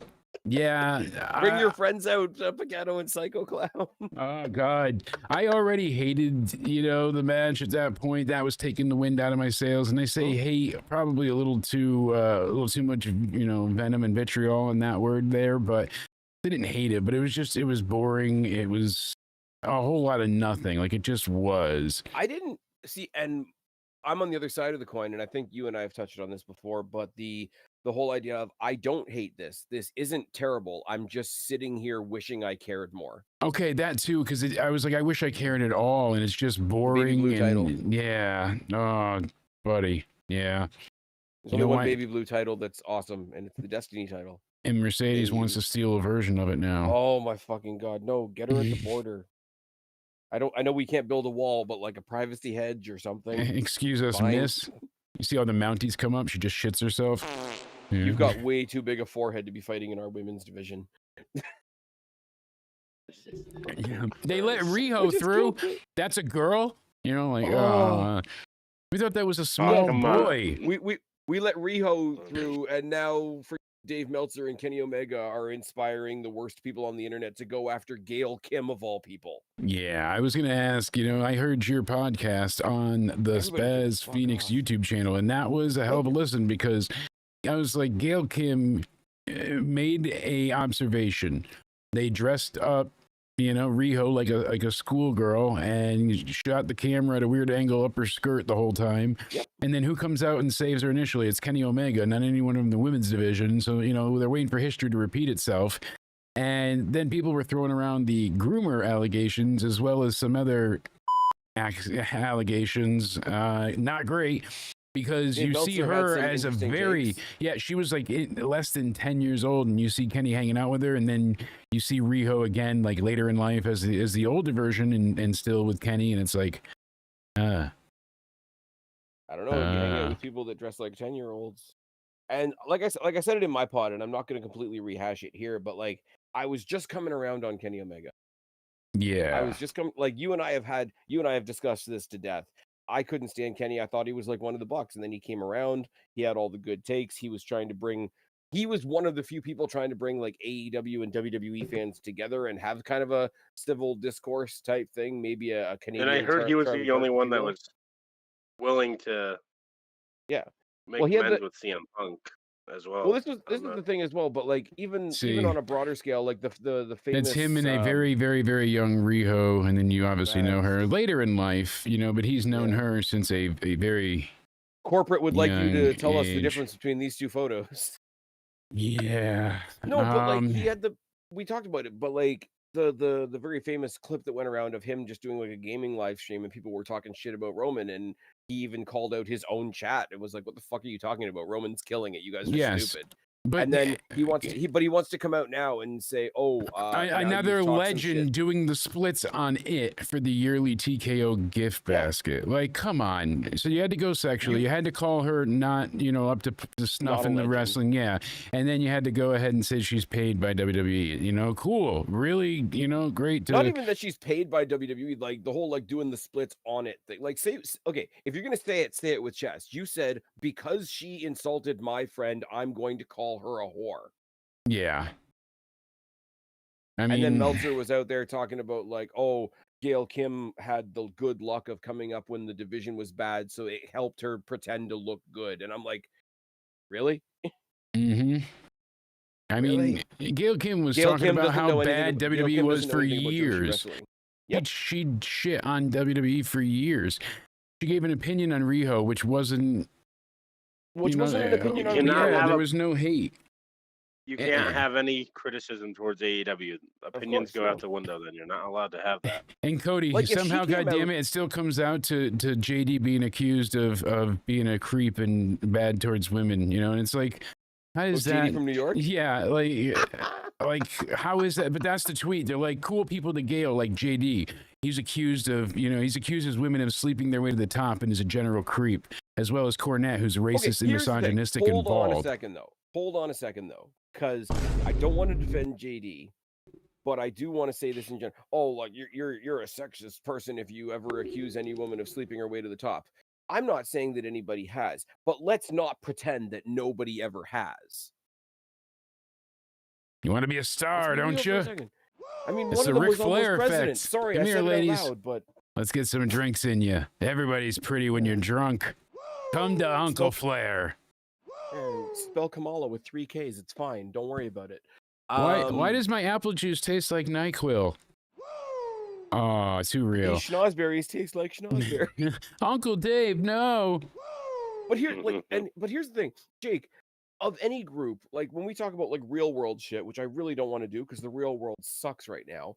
But what do you say? Any group that I hate is a group that I could have agreed with that went too far, right? Oh, absolutely too far. If Kenny Omega came out and was just doing the I'm not calling anybody a file. I'm just pointing out the evidence. Jesus, let's not get technical here. I need my lawyer. Like, Jake, you're a girl dad. We've all got either sisters or friends that we call sisters or people girls' that we look dads. over. Yeah, like I don't have any kids, but I have friends that I consider like my sisters. I have 2 sister-in-laws that are fucking awesome, and if anybody came for them, I would tell them to fuck off, right? Exactly. If he came out and was just like, you know what, you're coming after my friend, I don't like it. Let me tell you what I think of you. But it didn't do it like that. He had to make it into an AEW versus WWE thing with somebody who's not with him being snarky. So it's like, call her a whore. I'm in character. Oh, I'm like he can excuse his way out of it because of the tone. Oh, I was being sarcastic. You know, I was in character. How is that in character when he's a baby? I'm just telling you that's what I'm not saying he's saying this, but that's been used before as an excuse. I could see him amassing a million excuses if he ever got heat for it, but he's not because his own little, his ecosystem doesn't allow for it. He makes sure he keeps that, nice and tight because he's got to have his but Jake, like opinions. The character argument, they tried to use that argument when TK thought it was okay to stick anti-Semitism into one of their major programs. Yeah, I mean, like, let's be real for a second. It is what it is. It is, sadly. So it's gonna get me wound up now, but like, Jesus Christ. I'm telling you though, it's unfortunate that Gail Kim had to be treated like this at all. And while she's saying, don't treat women badly, they're literally going ahead and sending a hate brigade towards her. It's just, it's baffling. I support women. Anything bad about? She didn't say anything bad about. Basically, she was giving them production notes, like, don't dress her like a kid, and tell your cameramen not to be creeps. Like. And she didn't say it was every time, even if she'd gone after Reho, because she said the size thing, and everybody will have the debate about the size thing forever. That's not a debate I'm really even going to jump into, right? Because AJ Lee is the same size, if not smaller, at points. But she does it; it makes it look believable. But she's also wrestling people that, we make it look right. But let's be like, not to simplify the whole thing, but Rey Mysterio is a thing. It's wrestling. Look at not real. Rey Mysterio is. The size thing, I get what she's saying as far as it affecting believability. Yeah. I'm not going to, because it does affect believability. Let's be real for a second. But I'm not going to die on that hill as something that kills wrestling. Like, it existed in wrestling, David and Goliath. We literally had a cool example of it tonight in the main event. But the other stuff is like literally production shit and presentation shit. If she was going after her and saying, she sucks, she can't wrestle, she's a terrible person, Kenny's reaction would be moderately justified. I still don't think you come out here and call her like a whore for the competing company, because that's kind of gross. And I said it in my pod. That's the kind of response I would have expected from like the Bucks or Hangman or TK himself or something. I had grown up. I mean, it probably is TK though, like telling no, Kenny to fair say enough, that. but it was just like Tony's a sicko mark, just like his fan base. oh, He Tony. probably grew up that way with tribalism and I stuff would love like to that see on his little. like It's possible, certainly. not necessarily the casting couch, but I would love to see TK on a therapist couch and see what kind of diagnosis he gets. Actually, you know what, Tony, go give a speech outside at a podium. I want to see something for a second. Oh, we don't condone that here. Dun dun dun. Not a chance. Not at all. You get deplatformed. We're not the side that condones things like that. Moving swiftly on. Anyways, you were trying to get us into NXT, and I was, but you know what? It was worth derailing because we had to know everybody's opinion, how they thought. We could ask lastly. I got a little ramped up right there. I'm awake now. I'm glad you're up and going for it. Though that's why we do the name and shame thing too, because people that do reply to such heinous crimes with celebration shouldn't. I just don't know where like general compassion went. Did social media ruin everybody, or is it just people have always been this way? And now it's just everyone has access and more vocal. I'm not going to mention any names, but people are going to know exactly who I'm talking about. You're talking about if you think it's a brilliant idea to take out the people that were nice enough to come to the middle, who do you think is left? That's all I'm going to say. I've already got people coming after me on X for saying that murder is bad. I just wish everybody can get along and enjoy wrestling. That's why we come here, for an escape. If you can't get along, let's get a bong. Ben, do you have any comment, Mr. Intern, about Gail Kim and the whole, Kenny Omega situation? No. Awesome, thank you. Does Ben have a comment? What did he say? He's a man. He's a man of few words. He just said no. That's it. Ben, do you want to maybe say hi to the audience, introduce yourself? No. Okay, this is going swimming. So NXT. Where'd you find this guy? Snapchat. They are live tonight, Fort Lauderdale, Florida, War Memorial Auditorium. This show, fantastic. Again, they managed to work themselves out of some shit, basically. We knew what was going to happen ahead of time, but then they just rocked our foundation. So they gave us Javon Evans and Josh Briggs to start things off, but we had heard already Lady Reed can't compete. So we knew that match had, gone out the window, needs to be changed, and we'd get a new one. Not far from now. That's unfortunate because she was just hitting the ground running and seemed to be picking up a decent amount of steam right out of the gate. Screwed up my predictions as well because I genuinely thought that we were gonna see Josh Briggs win here after poor Javon just got destroyed, but that wasn't the case after he went ahead and you conned me into he won the night before. Your fucking pick. I know. I forced you. And, I will say, I do want to see this match again. Yeah, they did make me want to see more because it was so, again, I don't want to say, just like we mentioned Moose and Mustafa Ali, everything I said for that works for this. Briggs could be a big, strong man to throw Javon around, but he's also extremely quick and fast himself. Javon got a awesome running German suplex on Briggs at one point, and then he ends up getting up and just no-sells the clothesline. And basically he's like, come on, hit me. And then he basically gets knocked off his feet with just several lariats and flip kicks. And it was like, this is great. Like, he's trying to stop him, and he's just hitting him faster than he can counter. So trying to give him Kofi Kingston's ribcage. Yeah.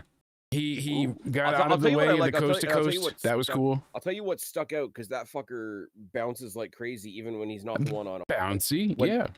When they were both on the top rope and Briggs was going to hit him with the top rope choke slam, and he turned it into a cutter in midair from the top. Yes. And you have to have some hop in your step, being Briggs, to be going along with that stuff. So obviously Javon Evans is the story this week on Smackdown tonight, in TNA and whatever. Briggs, I hope, doesn't get shuffled to the wayside in people's memory. I want to see this match run back. Yeah, I absolutely do as well. And I hope we get more from them in the future. I think a rematch for the what do you call it? The X Division title. I think that would be great. Briggs taking on Tavon for it, if that's how it works out. I said, and I was trolling with our friends over the Wrestling for Life Network, said if you really want to piss everybody off, have everybody fail at Bound for Glory and then end the show with Javon taking the X Division title. But here's the thing, right? Because Briggs they haven't put him back with Brooks Jensen, because Brooks Jensen's in Evolve. Yeah. Fallon Henley's doing her own thing, so they haven't really. They had him pretend to be the Undertaker that 1 week, but that was to build up for this. He's just kind of being like, what did we say the other day? Like a jacked version of the Baron Corbin gimmick, and it's just, I'm just going to be an asshole to everybody. Is he such an asshole at this point that you would believe him in a feud with another heel? Ben, was that you? Ben? No, yeah, you. Why are you interrupting Spaz? Yes. All right, keep your laughter to yourself. We're trying to not interrupt his You're flow. gonna get him mad. Don't let him join the guy I got fired or quit or whatever. You're gonna get him mad. You're gonna make me Let mad. I him can't hear interrupt. anything. Apparently, he's shushing you, Cody. Granted, these two, Bradley's I right. defend him. He's pissy. They did defend him well, and I would really like to see the title defense again. You know, if Javon wins that X Division belt from Leon, that match at Bound for Glory, which we'll be live for. That's right. Don't miss that. They did click. Bradley's right. That's the best way to put it. And basically, at one point, Briggs is the heel. He goes to unbuckle the turnbuckle, take off the padding, and just couldn't get it. And he stops him from getting the suicide dive off. And he eventually hits him with a clothesline that I thought was going to knock him out of his shoes. Yeah. And eventually, he goes ahead and he gets his foot on the rope for the rope break to basically survive a little bit more. So Javon kicks out at 2 by the rope break, and you see basically he gets to his feet yelling "Hell no!" and he just starts hitting the shit out of Briggs, hits him with a knee, gets about to be choke slammed and manages to reverse it into a cutter. Love it. And then he does the springboard cutter and gets the victory, off the ropes. Great match, 16 minutes, 30 seconds. Loved it. Can't wait for Bound for Glory. I just wish I didn't have that foregone conclusion. But this was a lot of fun. Yep. Awesome opener, well executed. Just really good all around. Josh Briggs walks out on NXT on this is why I was asking the heel versus heel thing. Like, would you believe him against another? Like, he's an asshole heel. Would you believe him against just like a random sarcastic prick heel? Because my idea is he's pissed off about the loss tonight, walks in on Tuesday and decks Ethan Paige. Okay. Oh, that's not the worst going after a North American title, but didn't See, I see where you're going from, but I don't know if I believe him yet against another which luchador heel. is it? Dr. Wagner that's going after, or yeah. So I think that's the next El Hijo challenge. del Dr. Wagner Jr. Yeah, exactly. As long as it's not Tavion Heights with a stolen mask. Jake, is Ben from a senior citizen center? Because they're screaming his name, saying they lost one of their. He's snoring. I could hold on. Listen, Ben. Yes. You fell asleep, dude. You got to stay awake. This is a little bit embarrassing now. I think we're just gonna mute him for now. You told the senior citizen center that you're taking him, right? He said he wanted to intern, dude. I just need somebody to cut up the clips. How hard could it be for somebody to? I don't care. He had an iPad. I figured it'd be fine. I didn't know that's how he communicated. Well, in this group chat, why did he say, Jake, what is your size? Because he said he was going to give me some memorable sports merchandise. Don't worry about it. But okay. Anyway, Cody, did you like this opening match? What are your thoughts? Javon Evans, Josh Briggs. And Briggs, yeah, I did like the opening match. I wouldn't mind seeing them go again, but I would wait it off a bit. Yeah, not Javon, an immediate rematch. I don't give it know. some time. I agree. I like him. He has to grow on me more. I don't know. It's just something about him. So he's amazing in the ring, but I don't know. He hasn't connected with me yet, if you get what I'm saying. That's okay. As I said to Liz earlier when she said she was not a fan of Oba Femi, I was like, really? But you can't like Wait a minute, everybody. you were trying to connect with Liz earlier? Yes. I tried to understand why she doesn't like Oba Femi, but apparently it's just a bit repetitive for her. Here. I know, right? Are you taking notes? Cody's trying not to be replaced. That's his issue. We'll see what happens. Just let Ben sleep for now. I guess we could figure out the shorts later. But you're talking to Ben too, so if, they still gave us a speed match, Cody. God damn it! And it was speedy and it was good. It was 5 minutes, just about. They came down to the damn wire, like 10 seconds. I think 12 seconds left to be exact. And speed like that stupid streamer that they had for the Rumble speed. I show speed. You know what? I kind of like that kid. He's a bit spastic and crazy, which hey, all right. I get it, the younger generation, but a lot of the shorts and clips I've seen, he seems to be very good to his fans, right? And he's very sincere and generous. He seems to always be doing something positive for somebody, so likes to give back, certainly. That's good, though. Yeah, speaking of giving back, the Soul Snatcher. That's the only speed I can remember. Soul Snatcher. I was excited, Cody. You can kid all you like, but I am happy that Jaida got the chance here to at least be on some TV. Lash Legend causes a distraction. Yeah, me too. A little bit silly, but Soul Ruka hits Jaida with that amazing Soul Snatcher for the victory. Like I said, 12 seconds left. It wasn't the cleanest of matches, but we went from our, where I thought Soul Ruka was going to lose. It was good for what it was, though. Yeah, it was good for what to it was. Laney basically being out and the match canceled to having this. So at least we got something. See, this is why I like to ask you star rating sometimes for matches. If you were going to give this out of 5 stars, what would it be? 2.5, 3 in between that range. That's fair. The opening gets a 4. Yeah, I think as far as a substitution goes, they managed to pick somebody that had another story going on, because obviously Jaida Parker's got the issues with Lash Legend, and so far you managed to incorporate Zarya on the outside in a way that kind of made sense. So I didn't think that whoever took the spot here tonight was going to win necessarily. Soul Ruka's awesome. She's currently a double champion. Her and Zarya are also chasing the tag titles, as we saw on SmackDown. Yeah, which is interesting. Not breaking them up yet. For a foregone conclusion match, the person that you slotted in there at the last minute got to benefit from it because it got to further the story that she's already in. So best use of everybody involved. The only other way you could have gone with this is you could have made, like they had Kalani show up in TNA for Victory Road. You could have had somebody make a one-night appearance in NXT for the night. Pick somebody that's a babyface that's probably like not going to be portrayed as somebody like the first person ready to jump in the. I hate to go back to it, but like she was in the tournament to begin with, like somebody like Isaiah Brookside, just a feel good babyface. 3, 4, 5 minute exhibition could have been fun, but instead they put in somebody that made more sense, that had their own story that needed to be pushed forward. Everybody wins coming out of this, and Soul Ruka looks like once Randy Orton retires, Soul Ruka is your next like WWE meme machine. Yeah, those two together I do love, but I know sooner than later something's gonna happen.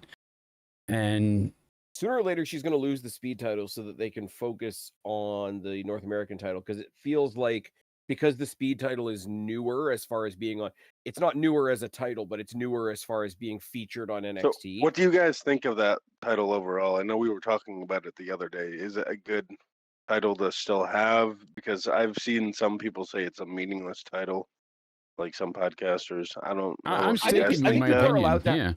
I think people are allowed to have that opinion. My take on it is I'm kind of neutral.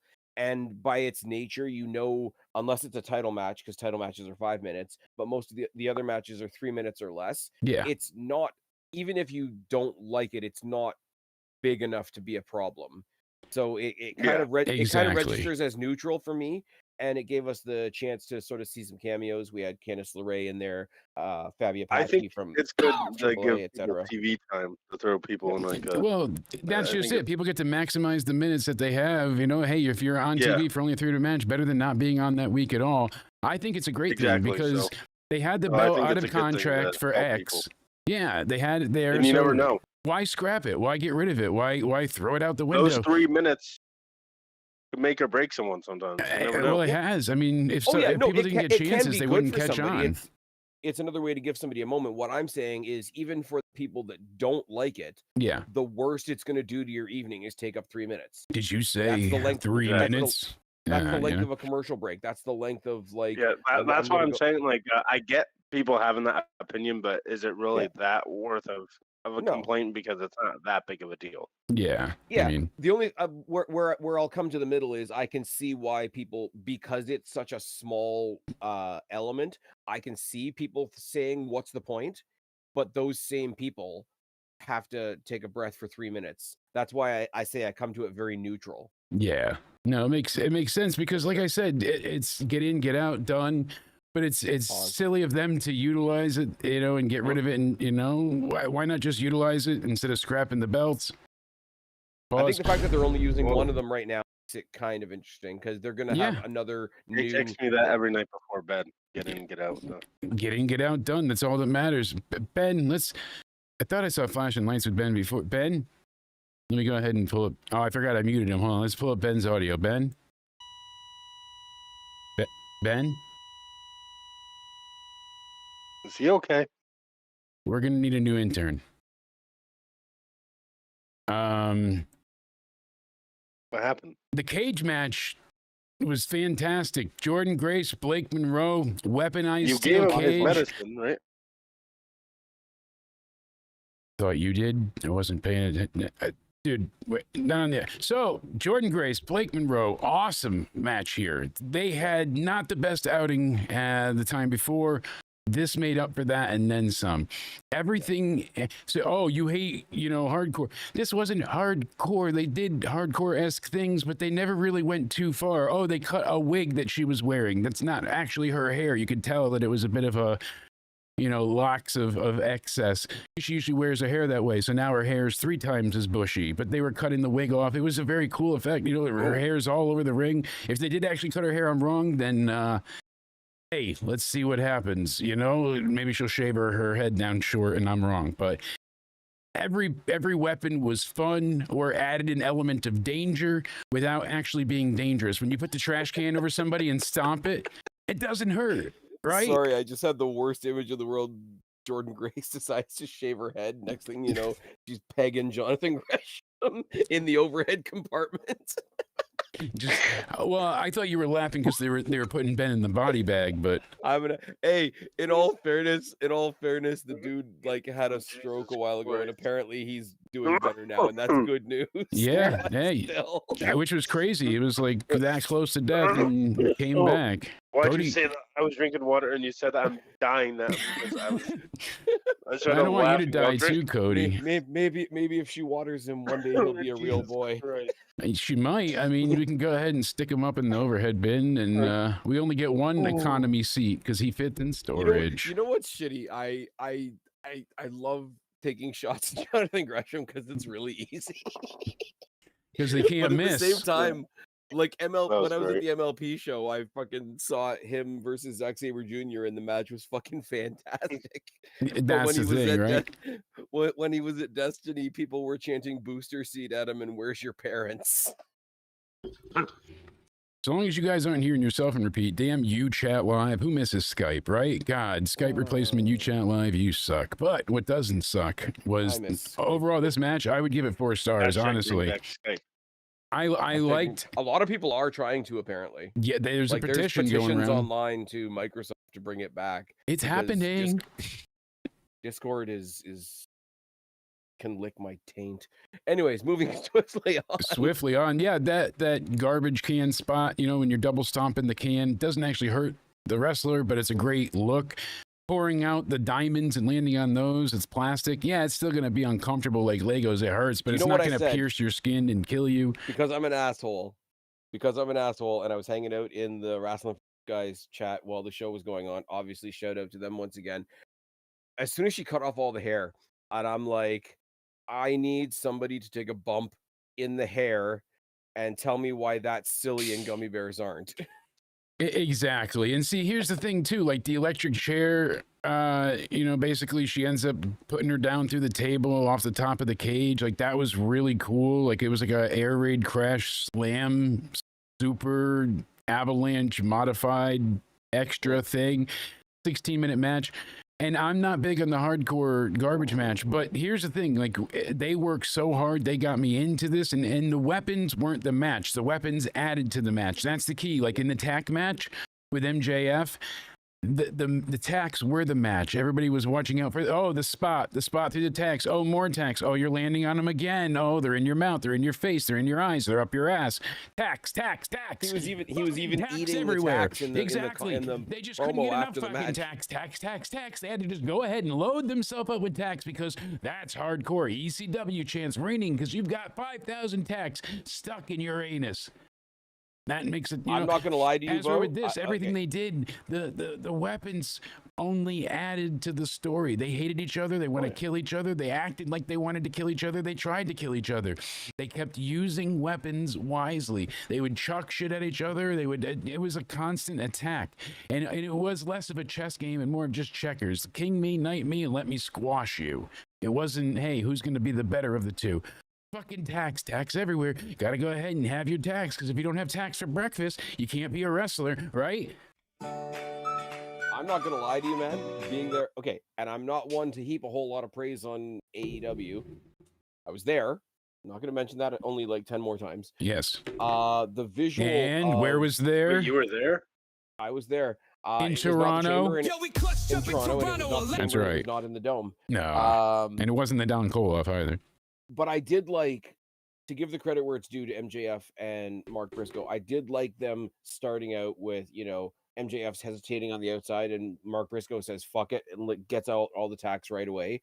Because one of the things, if you're going to go as hard as AEW does, Yeah. I don't understand the whole like graduated thing of let's start with a couple of punches. Let's start with a collar and elbow tie up. I want to kill you, but it's not the time in the match for me to kill you yet. We haven't hit the upgrade. We haven't charged our 1-up meters yet. No, he got out the buckets as soon as he saw that they were available and chucked them out right away. Yeah. Poured out the entire ring. And right that away. doesn't happen as often. As a visual, I don't know what it looked like on TV because I haven't watched it back because fuck buying a ticket and the pay-per-view. But as a visual in the building, it was pretty effective. When you know what their version of a hardcore match is, Yes. and it's like, okay, we're starting in 5th gear. It was one of the few things of the night that I would actually give a lot of credit to was that match. Yeah, that part of it stood out because Briscoe played more into his character, because sometimes he comes out and you're like, why are you celebrating? Why are you? And then he gets his ass kicked and it's like, all right, good. He's really fighting back here. Well, and then by the end of the night, they stick him back in the conglomeration and ruin everything. Every bit of goodwill they just got. Yeah, that's MJF looked out there with his and it was in Toronto. Yo, we clutched up in Toronto. I don't know. We gotta find some way to save that, because my God, that was just the conglomeration. Why? Sure. Wow. But here's the thing. Why are their numbers going down? Oh, I don't. MJF just announced he's going away for a while. Edge just announced he's going away for a while. Omega, Ospreay, Swerve are all out. And the only hood ornament you have left is Hangman Page. Just close up shop. No, AEW We got is the best Hangman thing left. going right now. Hangman drunk walks out. Oh, that's all that's left. Orange Cassidy and Hangman. All right, enough of my stupid sound effects. I would give this match 4 stars. I love the cage match. I love the weapons added to it. And that Slim Jim table, badass. I don't mind that they didn't bleed here either. I didn't need blood in this match. Would it have added to it? Maybe, but maybe not. I thought they might when she came out in the all-white attire, because normally that's what made me. Yes, that's what kind of fooled me. Fooled me, I should say. One of the words are things I hard. saw online was like, and there are things that WWE does that are a bit tacky, and we all kind of accept it and move on. The fact that all the all the weapons around the ring were like Barbieized for Blake Monroe, I was like, on the one hand, okay, people are going to think that's tacky. On the other hand, look at the arrogance she carries herself with. Of course, she's going to walk in ahead of time and say, "You better customize all these weapons for me." Yeah, of course. It was her match. It was her call. You know, essentially what it worked into. Yeah. Oh, they announced it, but you could tell where it was going, and that's the great part of it. Speaking of See, great, the difference between this cage match and most cage matches is in this cage, because cage matches are no DQ. But the difference is this cage match, you're allowed to use weapons.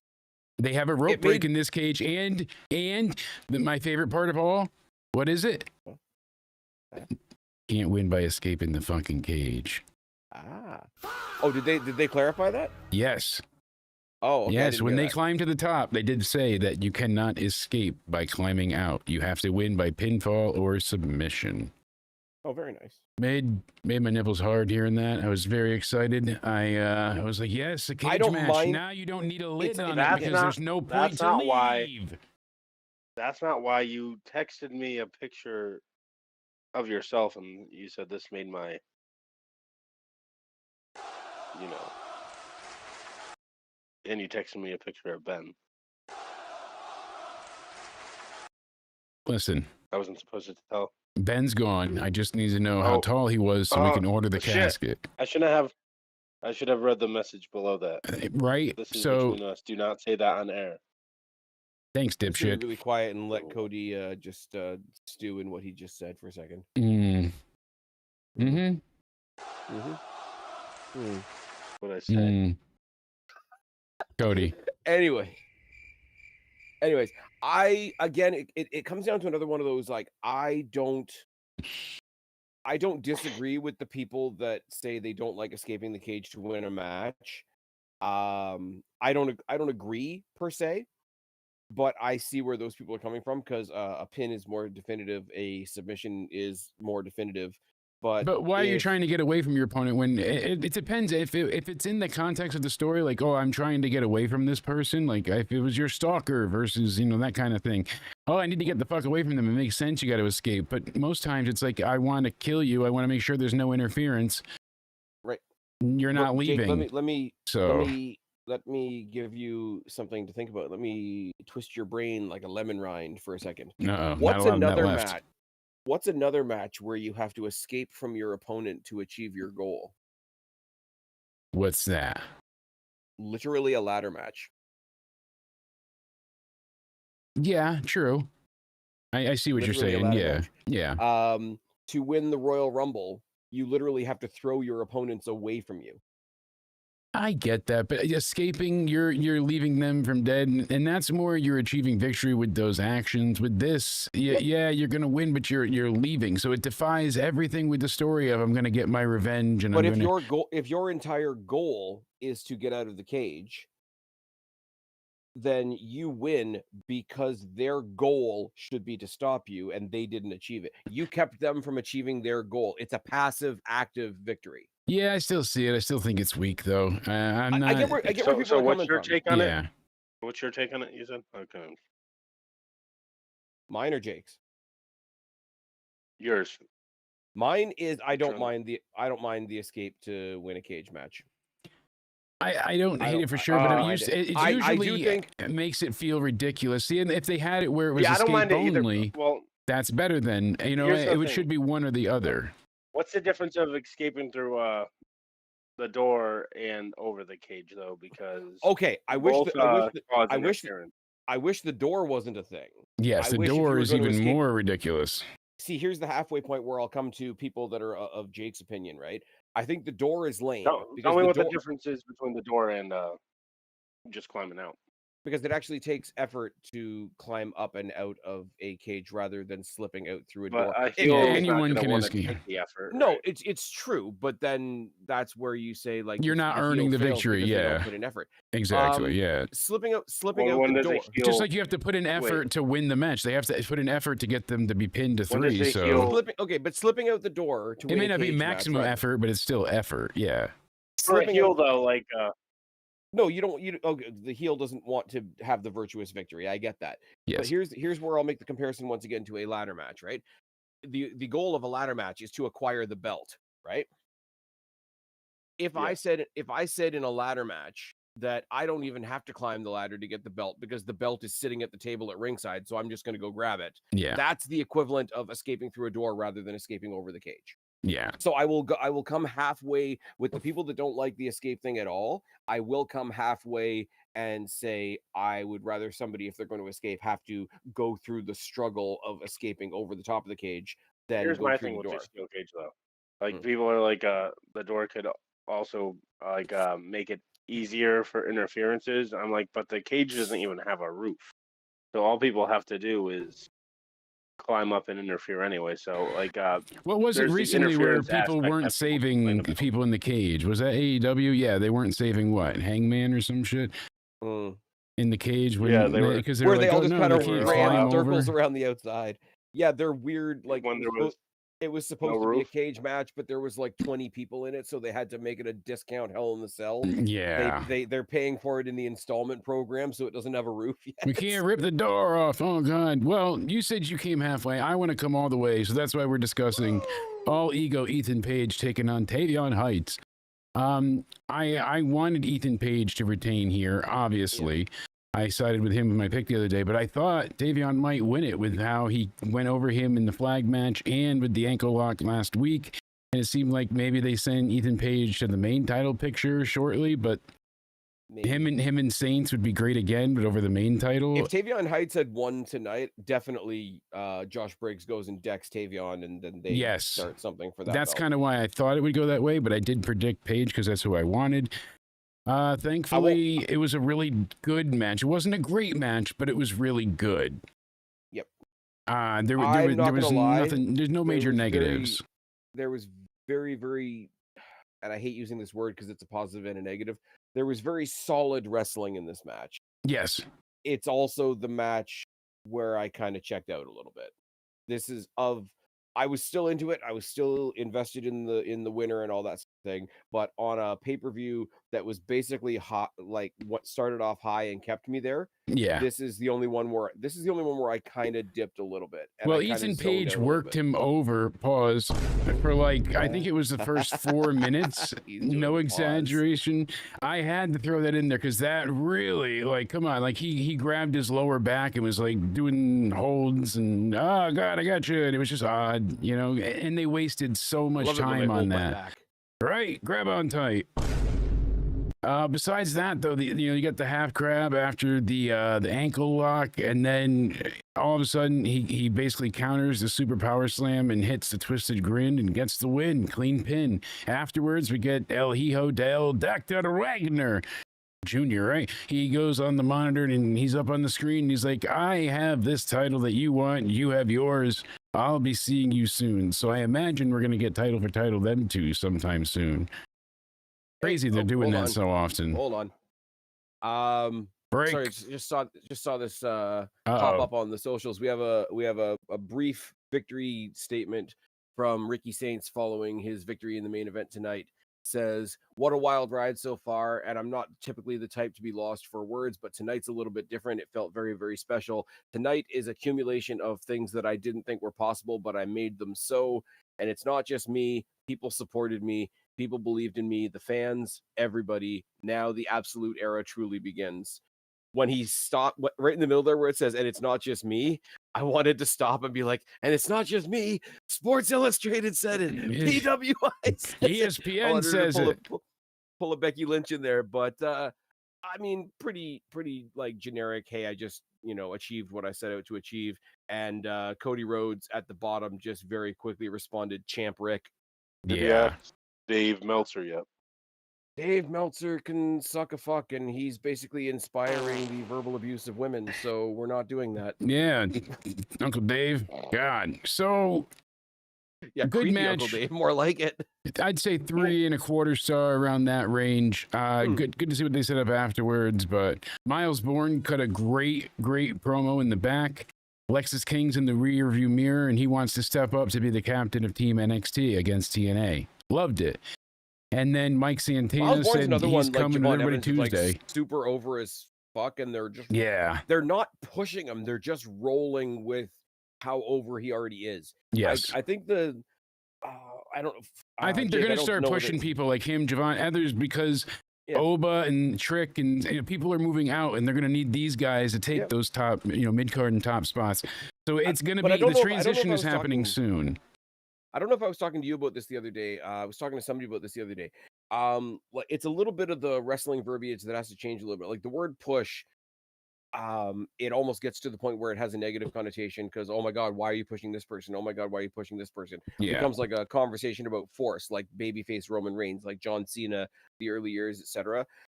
I think, like, if you change the terminology just slightly, Javon was already over, and then the company started rolling with it. Miles Bourne is getting himself over. The company's just rolling with it and supporting the over, not pushing the over, like to take Yes. the negative context out of it. Very, very, very, very cool to see. This isn't They're not off-topic burying them. They're question. not forgetting them. Sure, So go I'm for it. happy they're still being shown. What's It's up, Cody? funny that you mentioned John Cena. I just got a poll here. Like, who wins in a promo battle, John Cena or MJF, if they go face to face? Oh, That's See, almost like the it thing about it goes is, either way. I want to say MJF because I think he's better. But John Cena, and this has been a negative thing mostly, he has a really diffusing effect on whoever he's talking to. Yes. Like whoever is talking to him and whatever they've established, he has a way of making it sound silly regardless. The Yes. prime example was always Bray Wyatt. Bray Wyatt had to be scary. Bray Wyatt had to be a psychological impediment to Yes. people and whatever. And he came out and he spoke his jargon in the way that he spoke, and it was very powerful because My brothers in the and way that- sisters. Yeah. exactly, but it was very powerful in the way that people bought into it because he was very charismatic. And the minute John Cena came out and said, Tore that down. basically pointed it out as being no, but as soon as you pointed it out as being silly, Yeah. now Bray Wyatt's silly. Yeah. Because wrestling is silly as an entertainment Yeah. vehicle, or I guess if you want to say that. He but derailed his we're- entire gimmick Yeah. at that point, and John's done it many times before. I think John would win because he's always that's the got the problem. experience and the ammo. But that's the problem with wrestling, though, is wrestling itself is silly, and wrestling itself can be as silly as you want it to be until somebody points out that it's silly. Yes. And so MJF could cut the promo of his life, and John Cena could come out and say, "That's a very nice temper tantrum from a guy on the B show. Fine speech, sir." Yeah. And like he'd be dead.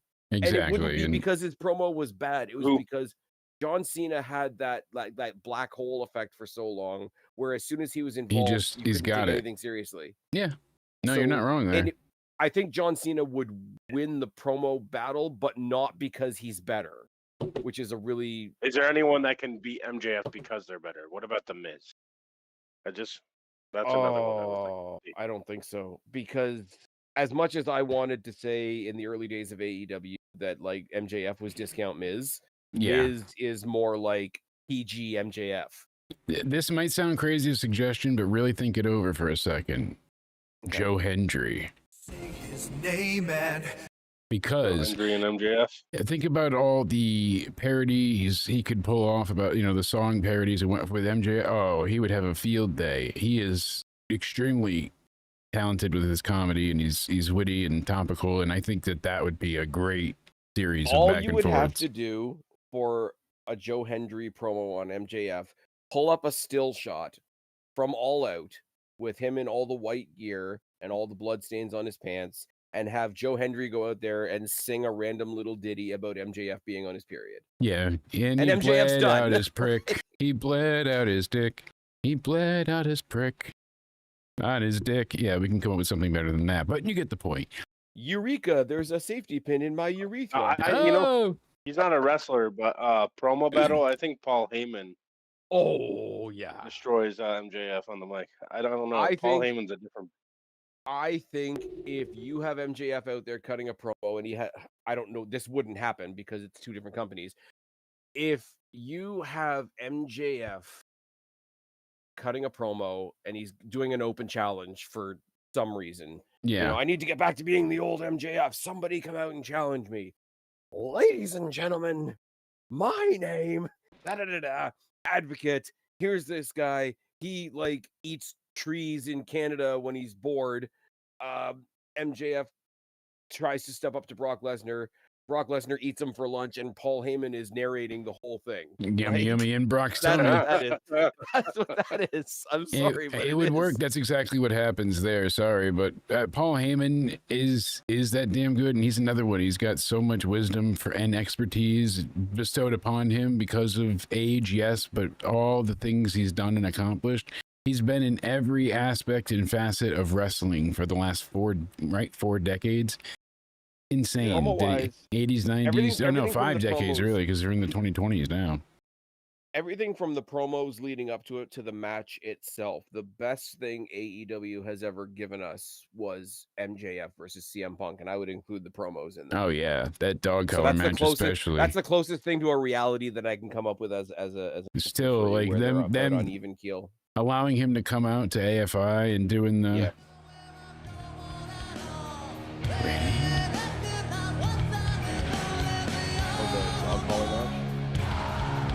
Not the best dog calling match. Sorry, I'm high. I had to hit it. And so we had to hit the Tim button. Rest in peace, Tim. So Jacy Jane with Fallon Henley. Jasmine Nix, unfortunately. Yeah, I hate to be the one to say it, but she's dead. They killed her the other day. Whoever attacked her, she's no more. Out of, the FI that was and so done. cold the way they walked away. It's like, yeah, they're like, oh, I was done with her anyway. Only the strong survive. Fuck her. I was done with that. Anyways. Here's the thing about stupid that, bitch. We'll detour on it real quick, right? Because WWE in the past has done some pretty cold, like, hey, we released this person. Hey, they were never that good anyway. But the thing with Fatal Influence is they were the Mean Girls group anyway. They were taking pot shots at each other within their own group before she was released. Yeah. So it was kind of character-wise, it made sense. It was coming, but it was funny because like they just find her, she's fine. She might be knocked out, but she's okay. And Jacy's like, oh no, she fell, and she was shot. Do you know why that worked though? Because it worked with 5 times. But it worked with the rest of the way that NXT was acting in general. I've lost Jake now. Jesus Christ. It's funny because I can see you and you can't see me, and you're like red as shit right now. But the way that I swear, officer, NXT, that son of a bitch shot her 96 times, 97 times, 98 fucking times, 99, make it an even 100. Son of a bitch, I don't know where they went. Guns don't kill people, bullets kill people. Shell casings, but anyway, no.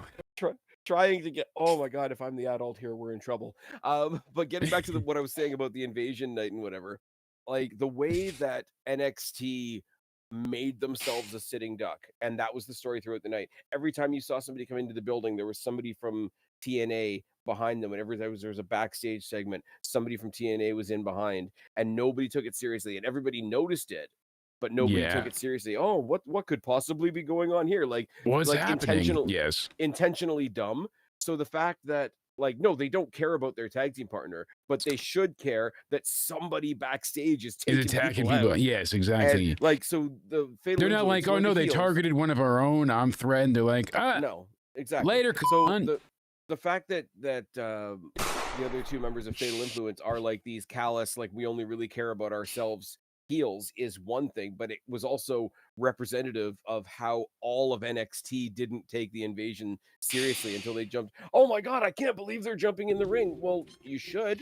Oh my god, is that Hulk Hogan? Is that the end? That's not the NWO. That's Crowbar. That's Chronic. Oh, is that Frankie Kazarian in the NXT zone? Like that's basically what the original Invasion felt like. That's shocking. It was hey, we got Booker T. I popped Cody. I'm right. Scoring points here. You got that one. Anyways, where were we? Yeah, the ladies had a great women's title. This was a damn good match, and it worked out perfect. She lost in front of her family, so Lola now has that sympathy in her hometown. She couldn't get the job done with all the interference. A mystery attacker attacks her at the very end, a hooded assailant. We don't know who it is. Not Jasmine Nick. She's dead. She's got Well, 99 bullet we know holes. if you show up wearing a hoodie, you're guilty. Right? So somebody's attacking somebody, retribution style here. And the funny thing is, I like the fact that they ensured people's curiosity in the sense of what happened right before the hooded person came in and attacked. They had eliminated Fallon Henley because she was removed from ringside. Yes. So it was very easy to assume that, oh, the hooded person was Fallon Henley, who just went backstage and threw on a hoodie. But no, she came back to celebrate with Jacy so that you could eliminate that right away so that you could go ahead and start speculating. Yeah, this had drama. This had intrigue. This was a damn good match. They don't usually do 15-minute matches, these two. It almost went 19 minutes. None of the pacing was bad whatsoever. It all kept moving on and moving on. I thought Lola was winning when she had the guillotine choke right after the tornado DDT.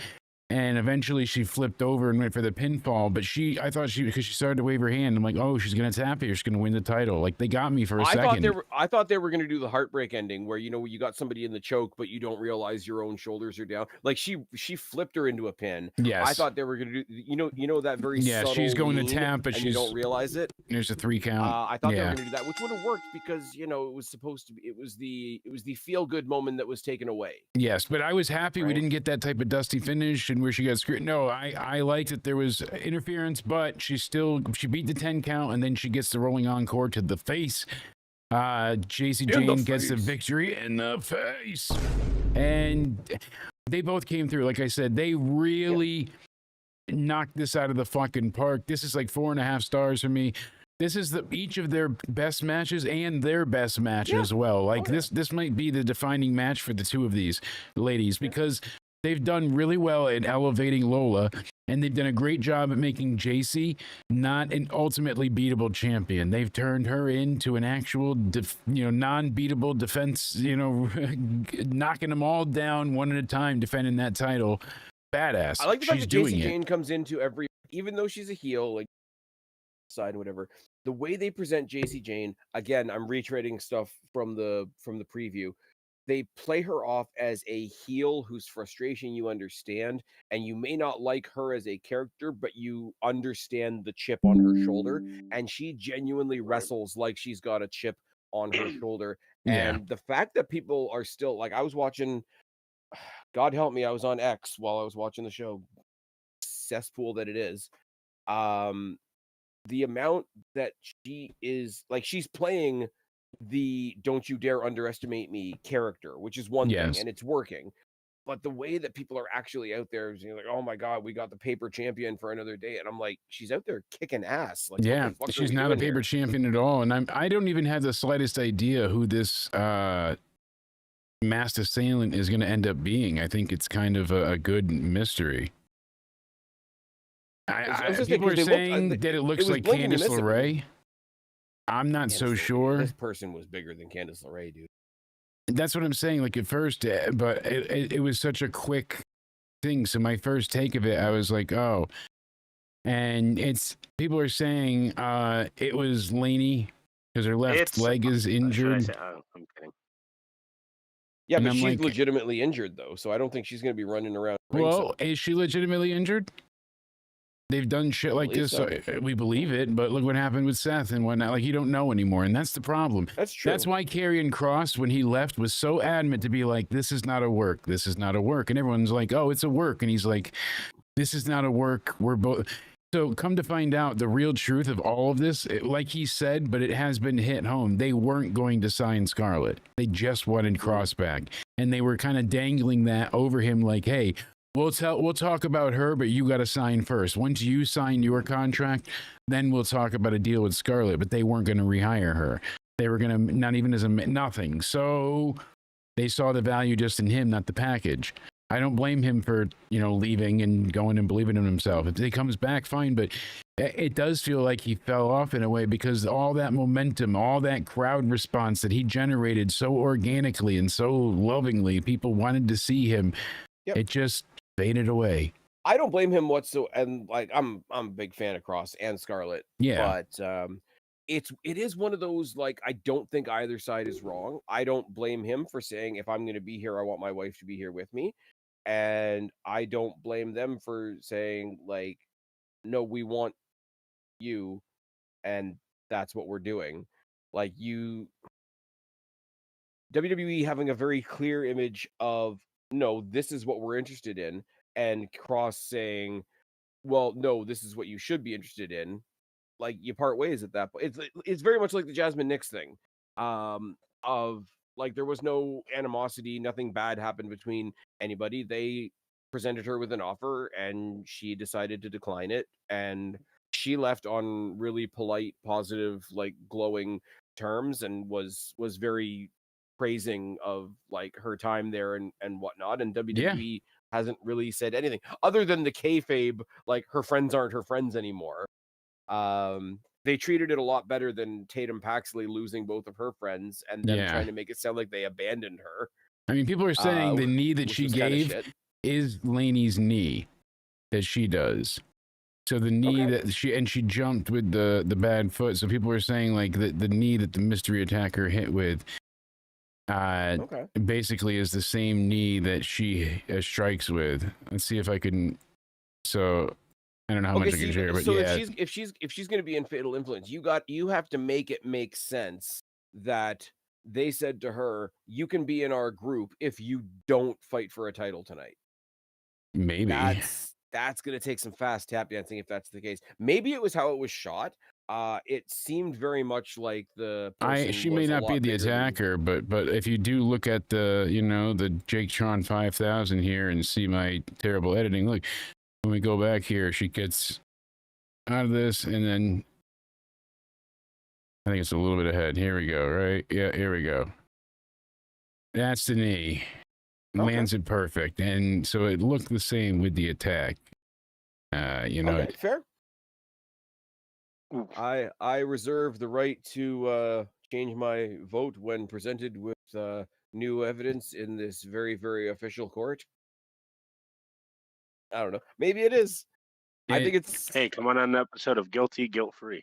Yeah, it could be. We don't know. And yes, guilty or guilt-free. I'm excited to see who they reveal it as. I just realized, Jake, because I'm a super attentive person that always pays attention. Yes. I'm looking at the lower thirds that you have for me and you and Cody, and there's Cody's @ and there's your @ and then my name just says subscribe everywhere. That's right, because you're everywhere. That just popped me for no reason whatsoever. You're everywhere and nowhere. I didn't even notice. I forgot why we changed it one episode to be funny, and I don't think I ever changed it back, but it is funny. This picnic is ruining our ats. It's taking us down. Well, so Spaz. I'm retarded, so I thought it said Spaz Phoenix. Not subscribe everywhere. It does say subscribe Phoenix, and then underneath it says. I was saying I thought it said that again. Oh, underneath. That's why. Yeah, that's why. Okay, there we go. Because it does. What are you talking about? Oh, fucking hell. Oh, okay. Hey, because Jake from State Farm is also Jake from Tech Support, and he's able to edit this show live on the fly. Spaz doesn't have good production like this. We don't need to rub it in live. It's fine. Wait, is he that we're just making it work. Scam call I've been getting? Hello, this is Tech Support. I'm like, you're still getting those? I don't answer. You're especially you're over on getting the crank chat. calls that say, "Hello, my friend. We meet again.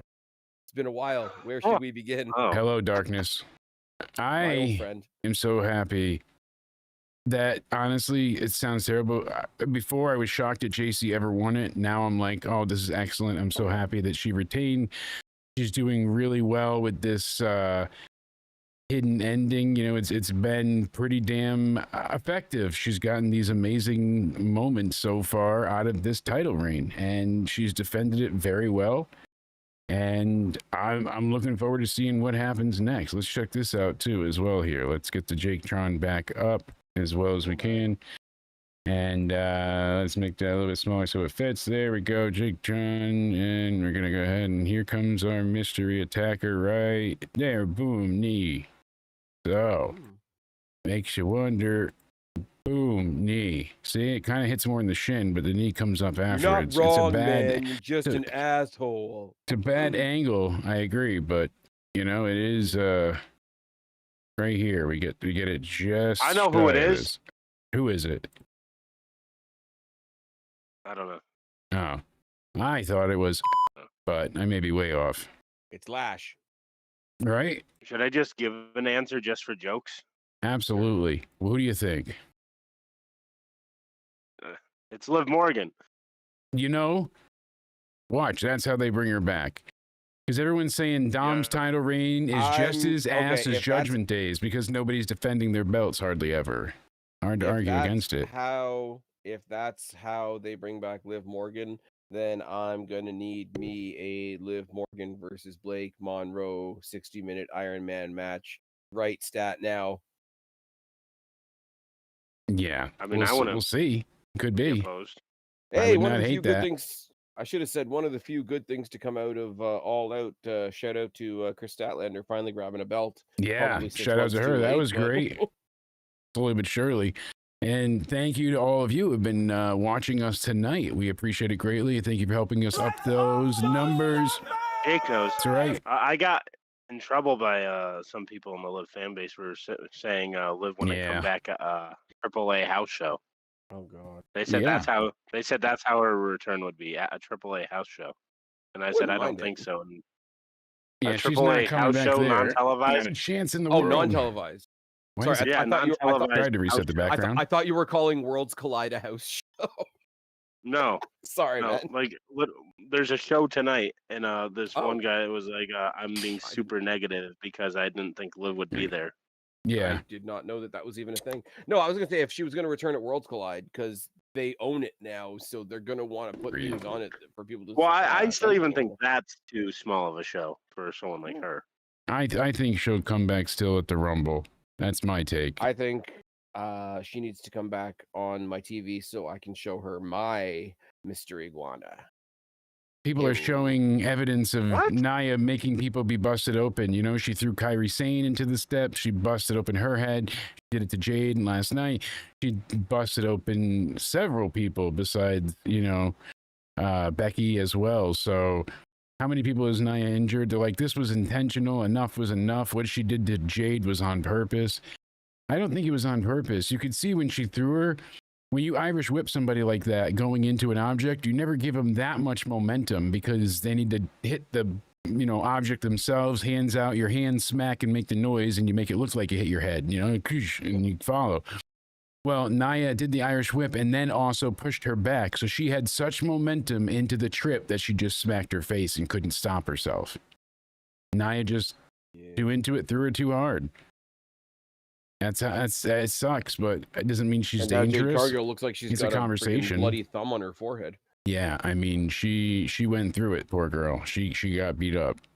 I don't blame her though for hopping up on social media, big picture of her face looking all gory, and I'm like, and it basically the caption underneath was like, "Don't tell me I don't give a shit about this." Yeah, no, exactly, absolutely. She's right too. There's criticism to be had there, but she's another one that's like fallen way too hard into the firing. Yeah, big time. Certain people, yeah. So the women's match. I'm not saying she's doing 5 stars in the Tokyo Dome, brother. Like, she's not terrible. Well, if that match was in the Tokyo Dome, like you would have gotten 7 stars. 7 stars in the Tokyo Dome. Then, boys, we went ahead and we had our main event, which was Moose putting out an Instagram video where he said, "I'll be at NXT Tuesday." So we've got a lot of big names coming. And that's the show. And that's it. That's every. Oh wait, Oba Femi, Ricky Saints. Oh, that okay. We talked about it early on, but to give the quick run back, it was another David Goliath type match, but it wasn't as tired of a cliche as that. Like they did the big man, small man stuff, but of course Oba Femi can jump off of high places. He can do some crazy flips and whatnot. Like this man is unlike most others. He's all meat and all talent. So many moments on this were incredible. Ricky hit so many DDTs and tornado DDTs, and he did the old school Undertaker moment. Everything that he hit on Oba was realistic. It was never silly. It was never like, how did he do that? How did he hurt? Like he just overcame him with heart and tenacity and ferocity. He was hungry. He was vicious, and he did not let up. And he basically made it like he gave Oba a concussion by hitting his head so many times that he just wasn't able to kick out. We didn't get the Rochambeau. We didn't like no fit. That was a brilliant finish. As I say, once again, to sound like a broken record now, it was brought up in the other chat. Yeah. The Rochambeau would have been. I don't doubt that he could do it, but I do doubt that he could do it without it looking awkward. Even if he did it without looking awkward, it's still a little, I don't want to say ridiculous, that's the wrong word. Like, it is a feat of strength, but you get what I'm saying? It just, the visual of it, I don't think was needed, because then you're like really overpowering him. I just saw it in your rotating slide of pictures there. One thing we didn't mention in the cage match was the I guess you'd say like Boston Crab recliner with the chair that that she did there. That was very inventive. Like I said, there was so much creative offense and all the weapons added to the match. They didn't make the match, and that's the difference. Even the damn diamonds. I was happy to have it. We didn't sell the hair like gummy bears, so that's always a plus. Yeah, you know, we know it hurts, but Ricky got hit with choke slams, uppercuts, power bombs, but his fighting spirit let him come out and kick out every single time he was able to just continue on. And they cleared the announce table. Oba drags Ricky to it, and Ricky gets out of the powerbomb and then hits him with another DDT. Then he hits him with a tornado DDT on the floor. He gets him up to the apron, and all of a sudden he gets chopped by Oba, and I thought his chest was going to fucking cave in. It was a damn thunderclap. That's how loud this was. You know what he experienced at that particular moment, eh? Some G-force? No, he experienced a pirate's dream. A sunken chest. Absolutely. Sunken chest, and he had the horizon effect happening. It was the horizon effect, I'm telling you. Yeah. The Kofi Kingston syndrome. Exactly. Like I said, the David and Goliath thing is a tried and true trope, but they didn't stick to it entirely. They allowed things to happen because eventually when he gets him... They were smart. Ricky kicked out of his finisher, the fall from grace. He goes for it again, reverses it into a DDT, then he hits him with a tornado DDT, and then he wins. Like, oh my, I was like, yes! I was actually like yelling to celebrate, waking up the house. I was so fucking excited because part of me thought they're just going to make him retain. You know, no matter what, Ricky just can't quite get it done without it being like a hardcore match, or they didn't go that way. And Ricky took some hellacious strikes, everything that he hit him with.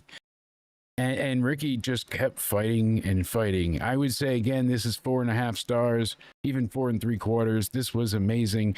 This is something I'll go back and rewatch, and that's not something I do often. You know, there's a match that happens every now and again that I'm like, I need to go and rewatch that. Current day WWE, you wouldn't really, there's not really matches that I would go back and watch either, but you're not wrong here on this is something to go back and watch. Yeah, so I will say the smartest things are the simplest things sometimes, right?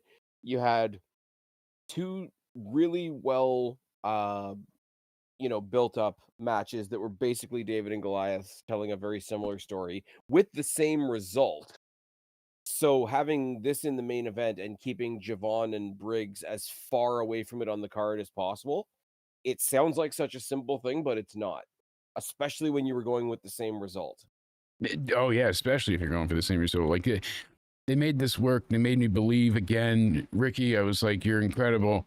Oba is going to the main roster. They've already got plans for him to face certain people. Imagine Sami Zayn's open challenge next week. I saw this on Twitter earlier, and I had already thought this, but I didn't tweet it out, damn it. Sami Zayn's open challenge on Smackdown gets answered by Oba Femi, who then squashes Sami and takes the title from him. Debuts on the roster winning the U.S. title. That's not a bad shout. Certainly puts him over because then he could hold that mid-card title just like he did the North American title. Oh, yeah. At length and make it known that he's going to kill everybody. Just do what they did on NXT, you know?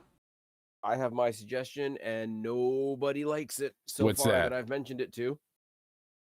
We'll see. Brock. It's not bad, but I think you can't just go there. I think that needs to be built too.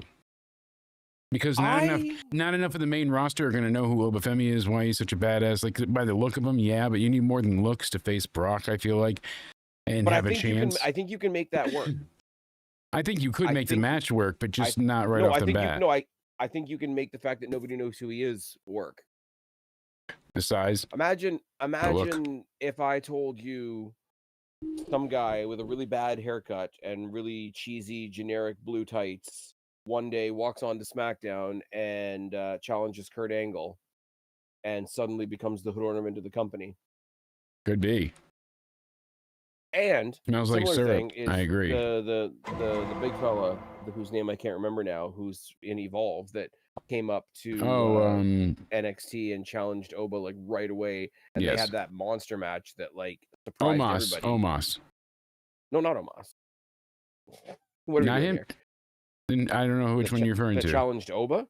The guy that No. comes out I thought you were talking about the one that was in Noah beforehand, the big man. That was Omos. No, who are you referring to now? No, the guy that's like the same size as Oba, he comes out with the chains around his neck.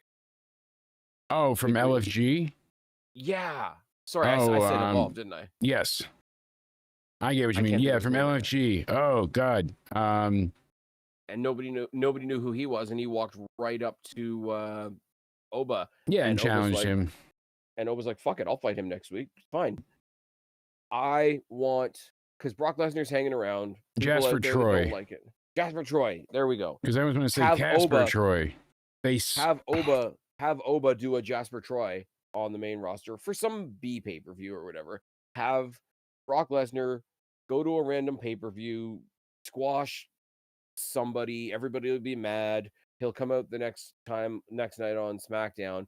Do you remember when John Cena beat The Rock at the second go around at WrestleMania, came out to brag about it and whatever, and instead of getting The Rock out to shake his hand, he had the return of Brock, right? Yes. So now you have Brock out there.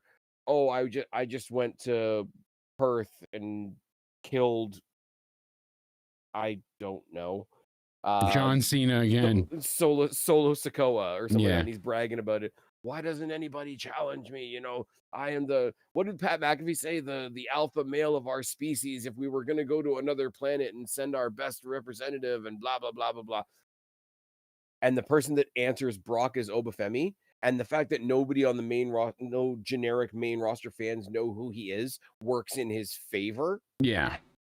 I think you can make that work. The only thing that's going to make that not work is people bitching and moaning because they're sad that man has job. True. Yeah. No, I don't think it wouldn't work. I just think it would work better if you got him more beloved by the audience. It would work, but I think you get a better reaction to build up to it. Get that version of Brock that kind of thinks everything's funny. Remember the Rumble when Keith Lee came out and he's, oh, big boy. Yeah. Or him dancing with the Money in the Bank. The Brock parties. We don't need that. Oh my God, the Brock party. I still have PTSD from that Money in the Bank. A little bit. Brock now is like a little bit. Brock now is like Brock back then, but he stole Jericho's top knot. Like, what are we doing? Yeah, the hair. He split his pants. That was great. We can't play that anymore. They'll kill us. But yeah. I'm like, what are we doing? So that all in all, the show. What would you give the show for NXT?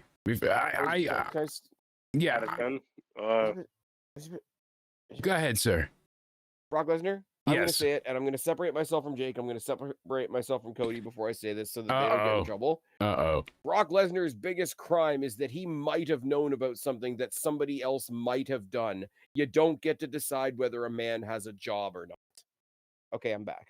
No, because the whole thing, he was this disgusting wife-cheating bastard, but that doesn't make him not able to be employed. He didn't force her into sexual acts. I know she sent him some pissed videos and maybe a few fetish things like some people are calling him a grapist.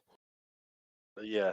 All sorts of wonderful things, calling him and all of that jazz. And my point to it is like he's might be a scumbag, but he never physically or sexually touched or assaulted her at all. And over the phone, she sent him stuff, which he was always under the context that it was agreed and willingly, like there was no force or like make you type thing. He thought she was just sex horny, hungry, and crazy kind of idea. He even made mention to that to Vince. So I don't think Brock set out to do anything besides get laid. That was the biggest crime. And so this whole thing is just, there's enough in that suit to bury other people like fucking Johnny Ace, Laurinaitis was terrible. He was not only aware in all of it, but he was participating in all of it too. And then he sided against Vince, then with Vince, then against him again. Jake, you don't know. You don't understand the brilliance of people power. People power. They don't was know. Just people power was the politically correct term for human trafficking. It was powered by people. Ric Flair approves. What do you give NXT No Mercy? I'm giving it at least an 8. I have to. Maybe even an 8 point. I wouldn't go 8.5. 8 feels good to me because I really like 8.5, and it would have gone to a 9, but it loses half a point. Half a point. And I don't care how petty this makes me. Stop giving me ring level ramps. Oh, I hate that too. It takes away from I like when they have the crowd all inside of it, but yeah, I don't like them having I don't even have a good reason for the main roster adopts that. Yeah. I don't even have a good reason for why it bugs me. It's just one of those things. It just does. Yeah, it's just there. It's just it's well, to me, I feel like you should be stepping into the ring, not walking into it. Like it should have like it should always be higher, and it doesn't seem that way. It makes the ring feel a bit smaller. Well, the main roster is going to adopt that soon too. I just feel it. Yeah, they've I can see them doing it, but Now, caveat, I know they've been in some other buildings recently where the space didn't allow, and it was the only...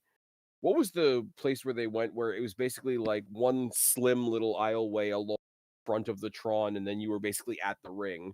Yeah. Because of the space concern. Now, if you're in a place where you can't do it because of space, like, needs must, right? But it looked to me like a place where you could have just like put the ramp down. Yeah, you could just it's irrational how much it bugs me, and I'm admitting that up front. But I agree entirely. It's always bugged me. Your side with that, like it's like I don't like it give a anywhere. good reason either, but I don't like when AEW did it when they were in smaller venues.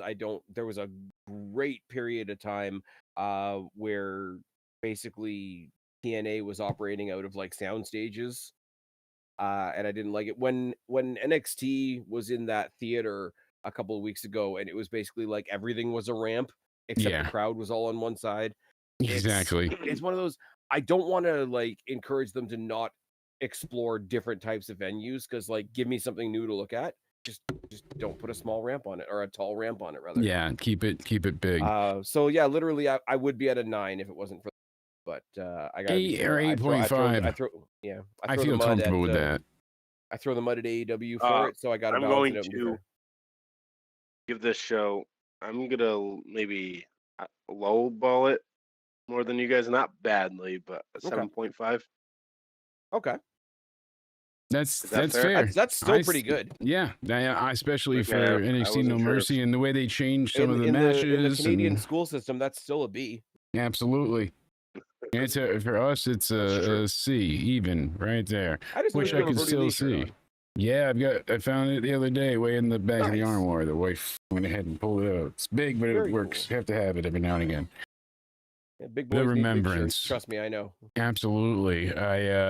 Cody, before we get out of here last, remind me to go ahead and we did get one email response for a new intern, so we'll check that before we get out of here. But Spaz, please tell these lovely people where they can find you, my friend. Oh, good God, you can find me everywhere. Everywhere.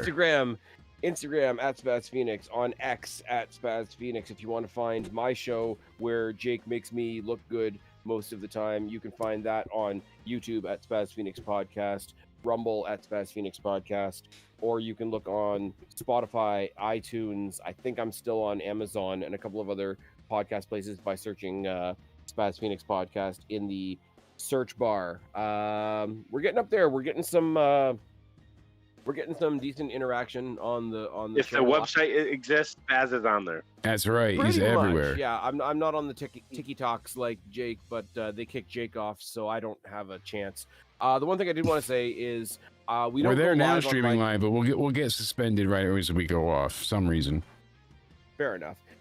We don't go live on my channel, as you guys know that have been to my channel, but I have been trying to drop a couple of the podcasts that Jake and I do as live previews on YouTube.